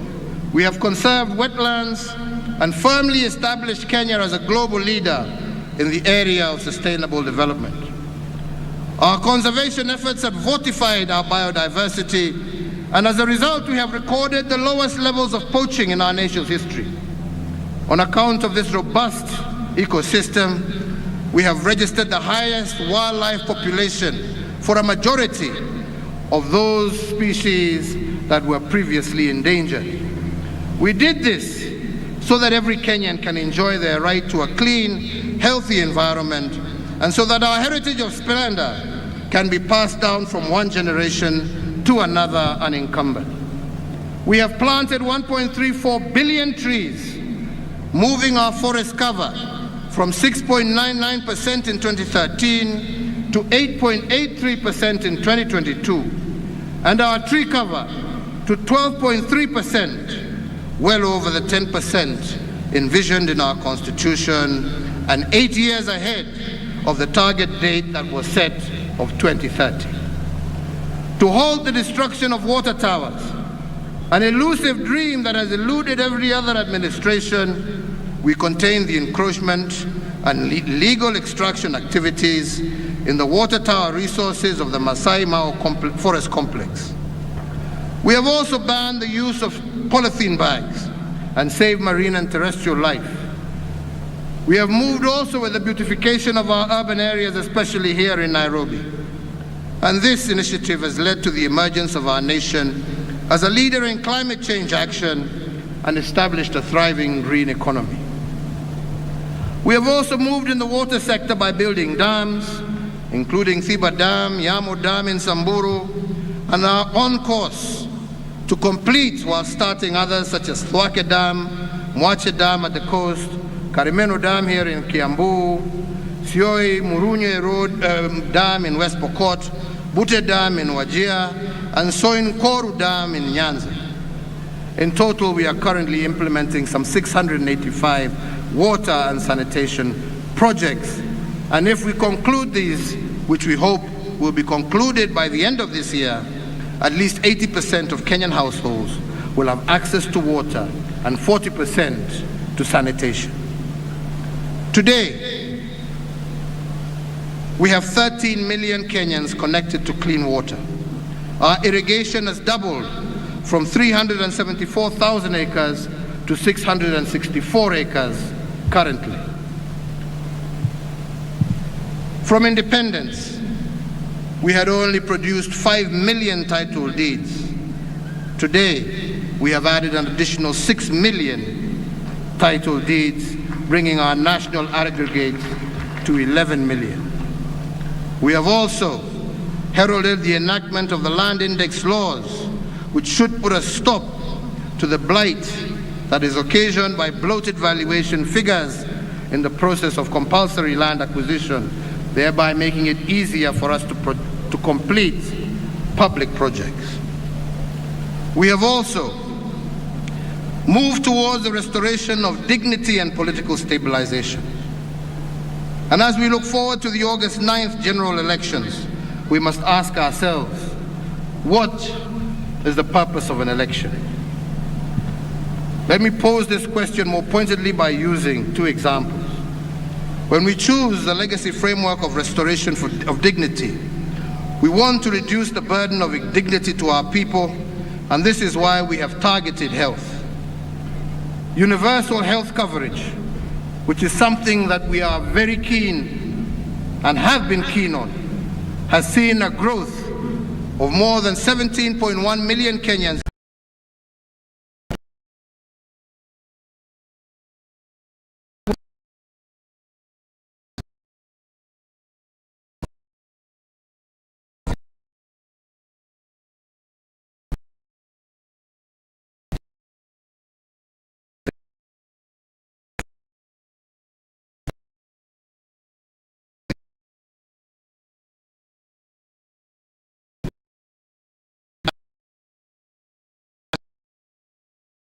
in our informal settlements. And we have opened a new level 5 hospital in Korogosho, one of those informal settlements. And although we have increased affordable access to health care, we have not yet done all we can, and there is still more to be done.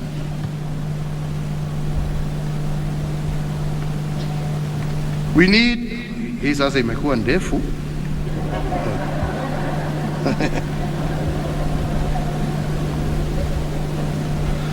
So ladies and gentlemen, let me try and conclude. While we have had the longest and most consequential period of transformation in our nation's history, it does not mean that the work of nation building is complete or that we are free from want as a country. Recurring waves of drought continue to subject some of our brothers and sisters across our country to hunger. It is hard to tell whether the long rains that we expected in April will commence properly or not, or whether we shall have another year, a fourth year of consecutive drought. And even as we contend with these effects, we are also facing challenges rising from other areas that no other generation has faced in over a century. A health pandemic that has caused untold suffering, robbing us thousands of our fellow compatriots, and in its wake, rendering millions jobless. Global tensions today are threatening global food supply and fuel supply chains, causing untold disruptions in transport and logistics, causing skyrocketing prices of basic commodities, food items, leading to higher costs of living and turbulence in international finances, issues that will continue to require attention and vigilance.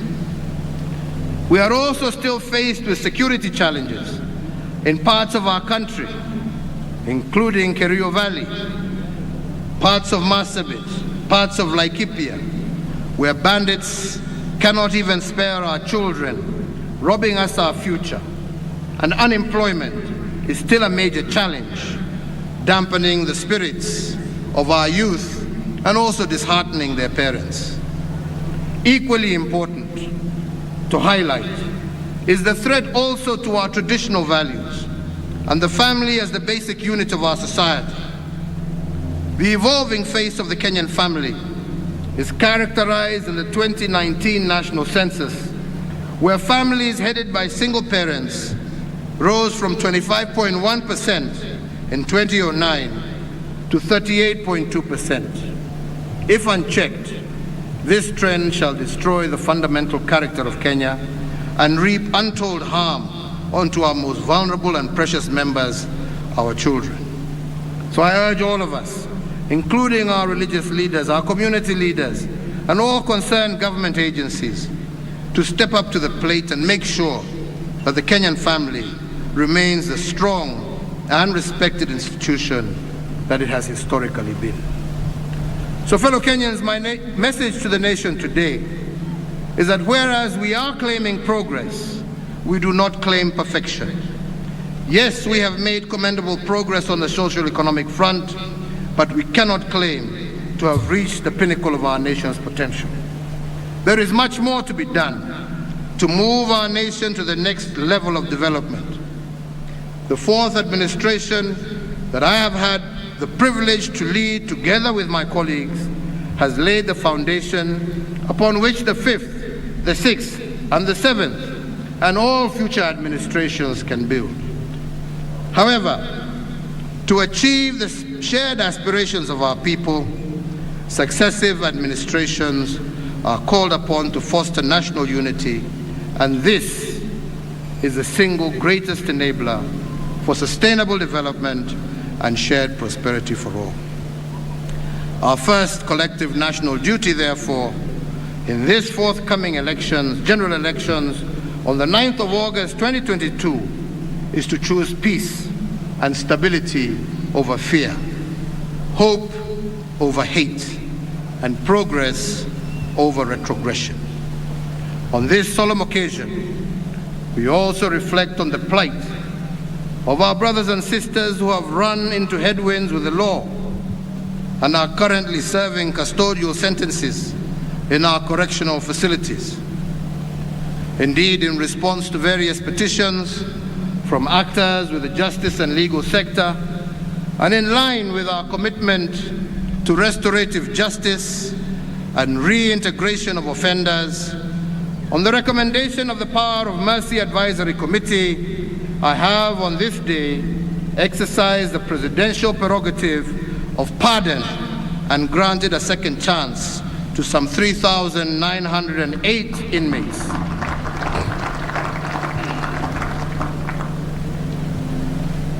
To those that have been pardoned, mine to you is that you should now be change makers in our society and restore faith and confidence in our criminal justice system.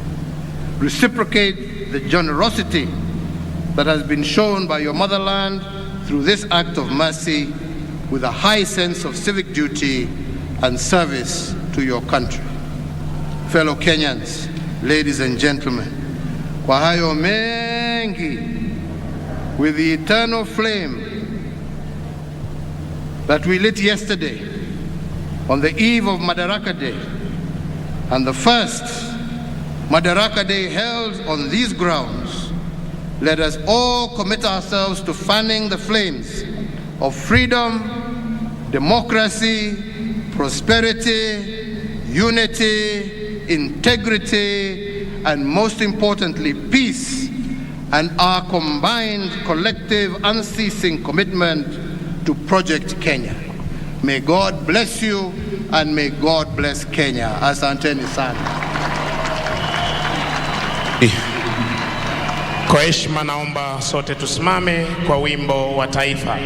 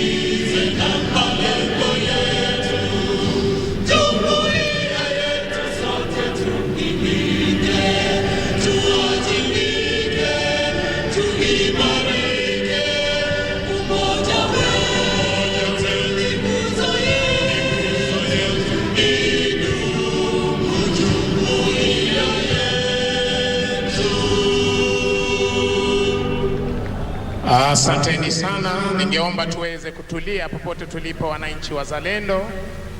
Nikiitisha hivi sasa magari ya Mheshimiwa Rais wa Jamhuri ya Kenya pamoja na magari ya Mheshimiwa Rais Jamhuri ya Sierra Leone.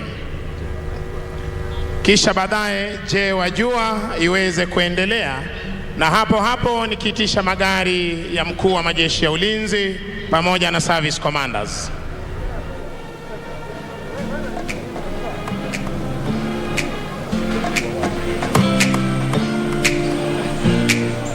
Tutulie tafadhali. Wajua kuwa tangu tujinyakulia uhuru hadi mwaka wa 2013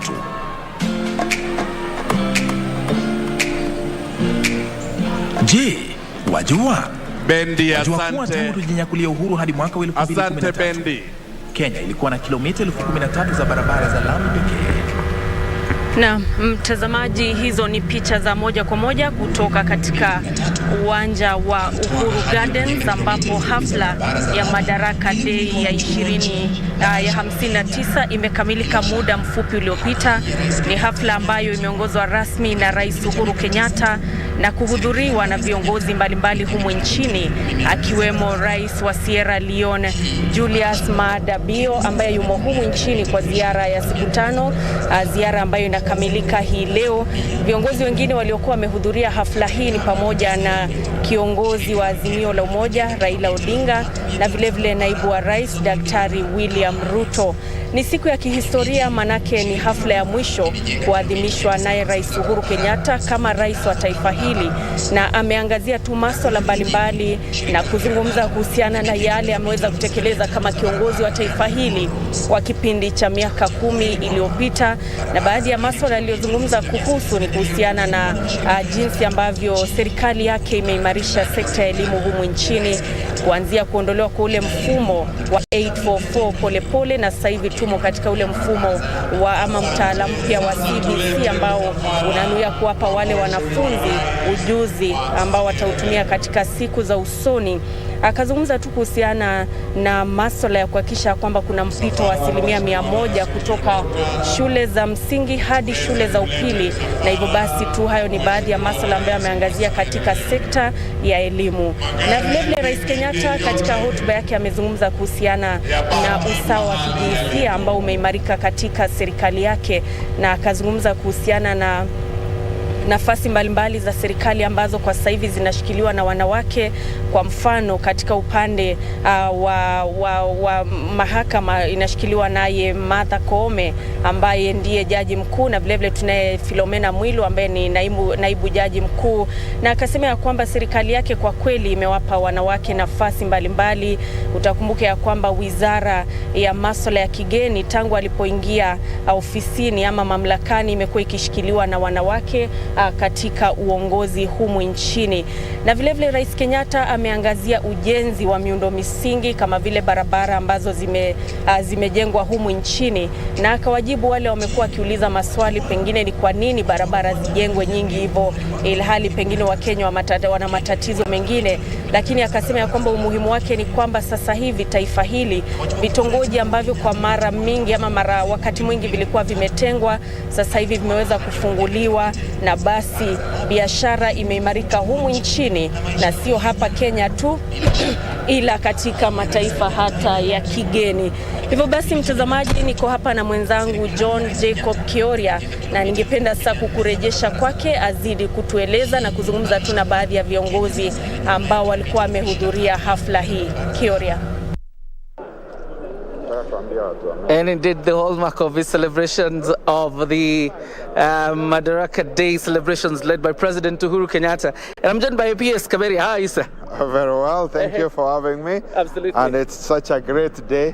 We've had a wonderful time, and this Madaraka Day is particularly important to all of us because it is the last for this administration, but it is also the beginning of another period in Kenyans' lives. Yes. You've served under President Uhuru Kenyatta, and as his term expires, and you serving actively in his government, and you have had him outline obviously his legacy, but probably for the docket you have occupied, what would you say is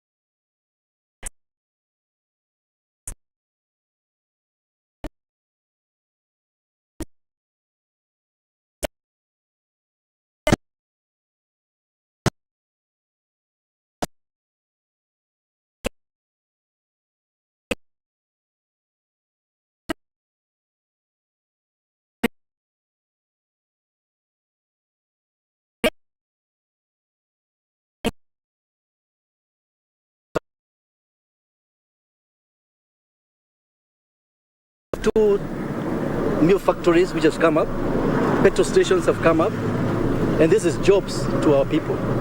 So the impact is not just the money which has been put here. The expanded highway will enhance linkages between northern eastern Kenya and the central and southern parts of the country, reducing high traffic volumes in the region.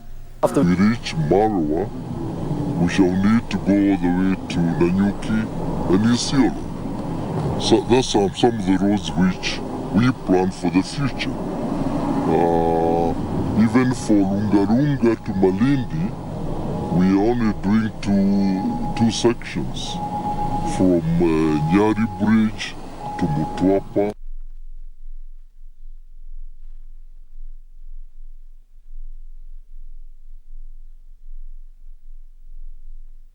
We do apologize for that technical hitch. A report by Ruth Omboy will be coming for you later on in the day. In other news, the Independent Electoral and Boundaries Commission officials in Machakos want aspirants seeking to be cleared to run in the August elections to come to have their documents in order to allow for a timely exercise. The officials say delays are occasioned by candidates appearing unprepared for clearance. According to IBC officials in Yatta, Machakos County, the arrival of time as scheduled will ensure timely completion of the exercise. Ni kwamba wafike mapema, wasikojee dakika ya mwisho. Maanake wakingojea dakika ya mwisho, watakuwa hawana nafasi ya kuenda kutafuta chenye kimebaki. Lakini mtu akija mapema, atakuwa na nafasi ya kwenda kuangalia kama kuna jambo limebaki arekebishe. Meanwhile, a section of aspirants from the region are calling on Kalonzo Musyoka to join Kenya Kwanza team, claiming the move will restore dignity to the community. Madharau ndogo ndogo inafanya sisi Wakamba tuweze yani watu wasituheshimu. So ningeomba Kalonzo ukuje pande ile ambayo unaweza kuheshimika, na ndio hapa Kenya Kwanza ndio anaweza kuheshimika, na ndio sasa hii Wakamba tuweze kuheshimika.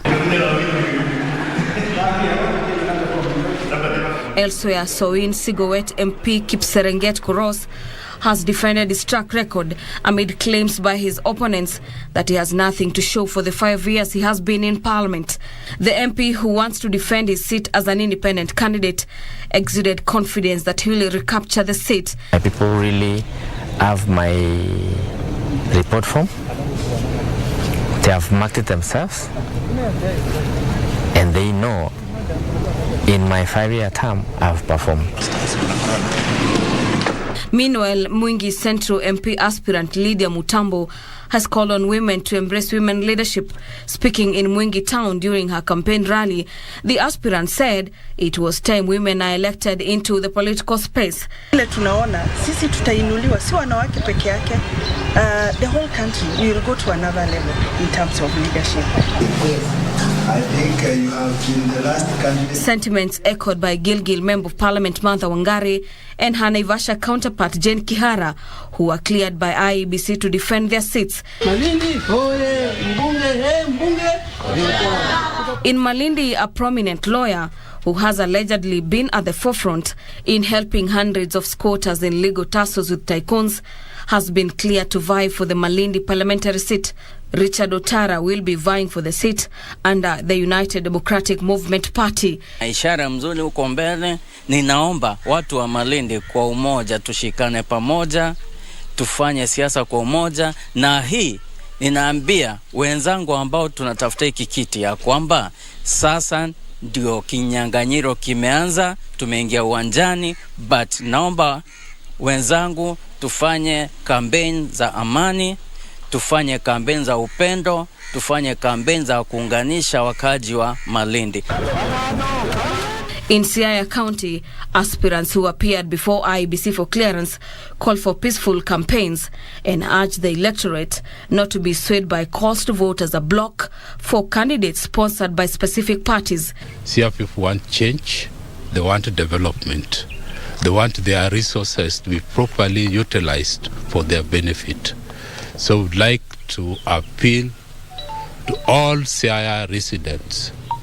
Let them participate in the political process so that they are able to achieve all these objectives.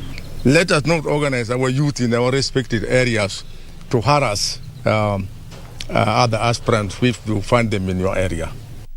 Meanwhile, in Nairobi County, woman Representative Esther Passaris has called for the support of Raila Odinga's presidential bid. Please verify your voting station. Okay, verify where you're voting and make sure that it's in the system and it's correct by using the shortcut that IBC has presented. Follow the processes so that on day of election we don't lose any voter that thinks he's voting in one place and yet he's voting at another place, or he's not even in the system. So don't take that for granted. We know you support Raila Amolo Odinga. Come 9th August 2022, we are going to support our president, our deputy president, our women rep, and all candidates who are running under Azimio coalition party. We urge all voters to come out on that day to elect our Azimio candidates. Passaris spoke shortly after she was cleared by IBC to defend her seat. For Lunchtime News, I'm Gladys Mungai. Makueni Governor Kivutha Kibwana says his track record is solid with major deliveries.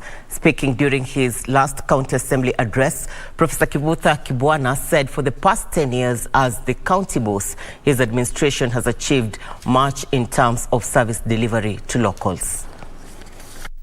Professor Kivutha Kibwana, who on Monday got the green light from the Independent Electorate Boundaries Commission IBC to vie for the Makueni senatorial seat, says he is proud of what his administration has achieved in the past 10 years. The county-owned horse revenue has grown from the Kenyan shilling to 180 million that was being collected by the farm crop authorities that we inherited in 2013 to over 500 million, accounting for 4.5% of the county annual budget. Announcing his senatorial bid at the county assembly, Kibwana claims his quest is to help the incoming Makueni governor make the county an admiration of many if elected in August. To strengthen the internal controls and systems, including the county internal audit structures and systems, has borne fruit. We have been among the first county governments in the Republic to earn an unqualified audit report in the 2017-18 financial year. We are hopeful that our implementation of all modules of IFMIS and continued physical discipline and compliance will deliver similar audit reports. Kibwana also used the address to thank all those who served under him as the Makueni boss. For Lunchtime News, I'm Zainab Said. A section of religious leaders in Embu County have challenged the Independent Electoral and Boundaries Commission to ensure it delivers a free, fair and credible election on August 9th.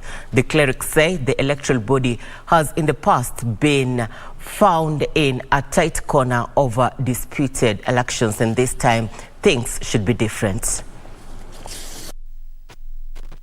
Speaking during an interdenominational service with political aspirants vying for various seats in the county, Bishop David Murithi of ACK St. Paul Cathedral, Embu, said the electoral body has a chance to redeem its name by ensuring the general election is well managed. Mambo ya uchaguzi ni mambo ya maana sana na ni mambo ambayo wa Kenya wanachukulia kwa umuhimu sana. Hakuna haja ya watu kwenda kupiga kura asubuhi na jioni hawawezi kupata kile ambacho walikuwa wanatafuta. Kwa hivyo sisi tunawahimiza tu IBC waweze kufanya kazi hiyo kwa uadilifu na wajue Wakenya wote wakati huo watakuwa wanategemea. National Council of Churches Embu County Chairman Bishop Njeru Nyaga implored on all the leaders seeking various seats in the August 9 polls to accept the election outcome so as to maintain peace after the elections. Ukiona kiongozi ambaye anapanga vijana walete furugu, hata mimi kama ni kiongozi napanga vijana walete furugu, mimi ningetaka mabishop waambie mimi sifai kusimama na sifai kuchaguliwa. Embu gubernatorial aspirant Cecily Mbarire urged the IEBC to effectively play its role by ensuring the process is free and transparent. Kiongozi ambaye ataleta vita katika uchaguzi, kiongozi ambaye ataharibu hata posters za other candidates, kiongozi ambaye anaongea matusi, huyo hatakiwi achaguliwe.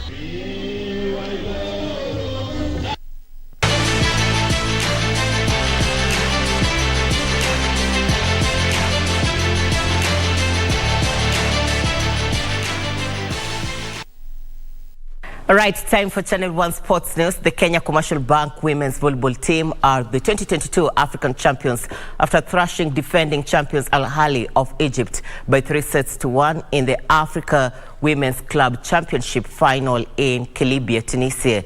The newly crowned African queens are expected back home Thursday morning from Tunisia. Mercy Mohim, Sharon Chepchumba, Edith Wisa and Immaculate Nekesa commanded the bankers on slot for points in the win which saw Kenya lead 2-0 before Egyptians took the third set. ACB would respond stronger in the fourth set, which they now only won to end the Kenya's 9-year championship drought. The bankers are the first Kenyan club to win the title since 2013, when Prisons Kenya emerged victorious. Sharon Chepchumba was named the most valuable player, Mercy Mohim the best attacker, while Edith Wisa was voted the best blocker. Meanwhile, compatriots Kenya Pipeline bagged bronze after trouncing Carthage of Tunisia in a 5-set thriller. Kenya Pipeline, Prisons Kenya and KCB represented Kenya in the continental showpiece. The newly crowned African queens are expected back home Thursday morning from Kelibia, Tunisia.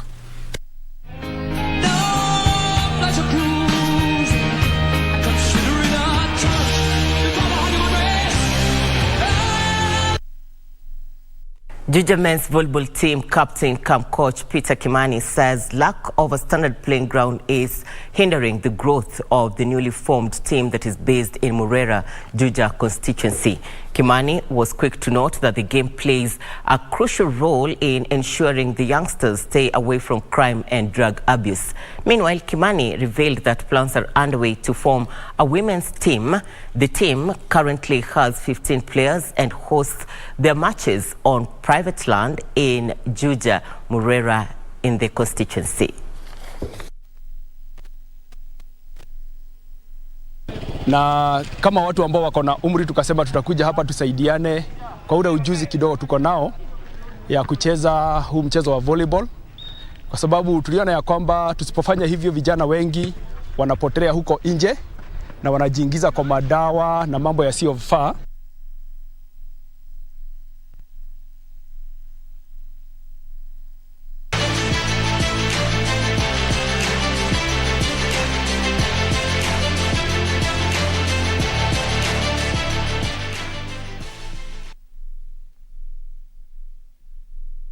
We've come to the end of Channel 1 Lunchtime News. Thank you for your company. For more details on Just Add News and many more, do log on to www.kbc.co.ke. On behalf of the entire team, thank you for keeping it KBC Channel 1.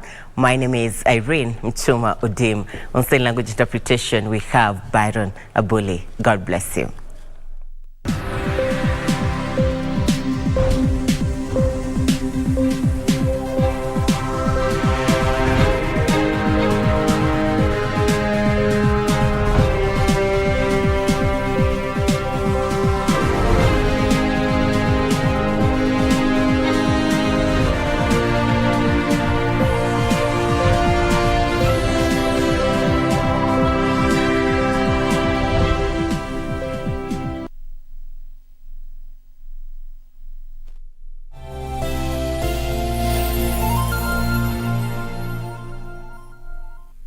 Mpambe Gibson Gadhu Mbugwa almaarufu prosecutor kwenye kipindi ukipendacho Vioja Mahakamani kwenye runinga ya KBC Channel 1 anaomba usaidizi wako kudhibiti gharama ya matibabu ya figo. Jamaa na marafiki wameandaa mchango mnamo tarehe 11 mwezi ujao wa 6 kwenye ukumbi wa Charter Hall, jumba la City Hall jijini Nairobi. Waweza kutuma mchango wako kwa paybill number 247247, nambari ya akaunti 777626. Gibson amekuwa mwanani wako na wangu kwa muda usiopungua miaka 40 sasa.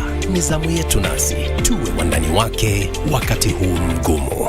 To get John chapter 11 as your skiza tune, dial *811 *965#.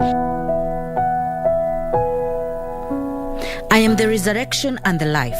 The one who believes in me will live, even though they die. John chapter 11, verse 25. To get John chapter 11, dial *811 *965#. To get John chapter 11, dial star 811 star 965 hash. Our arts and entertainment industry has evolved over the years. It is at such times that our destinies are written. Will we rise up in courage or die in cowardice? Who are the movers and shakers in film and theatre? Get trendy as we review locally produced films and stage drama every Wednesday at 9 p.m. on Cinemas and Theatre. Brought to you by the Kenya Film Commission. Film Kenya, Capture Africa.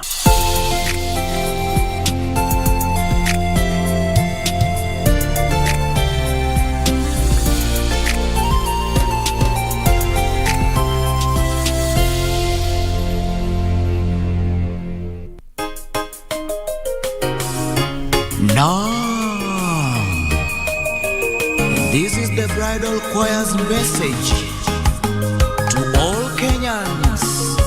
Amani na idumu kati yetu. Bwana unifanye chombo cha amani, niweze kuisambaza kote kote. Watu wote waishi kwa kupendana, tupende majirani kama nafsi zetu. Unifanye chombo cha amani, niweze kuisambaza kote kote. Watu wote waishi kwa kupendana, tupende majirani kama nafsi zetu. Walipo chuki, nilete upendo, penye ugomvi, nilete amani. Kwa utengano, nilete umoja. Sisi sote tu wanawake Mungu. Alipo chuki, nilete upendo, penye ugomvi, nilete amani. Kwa utengano, nilete umoja. Sisi sote tu wanawake Mungu.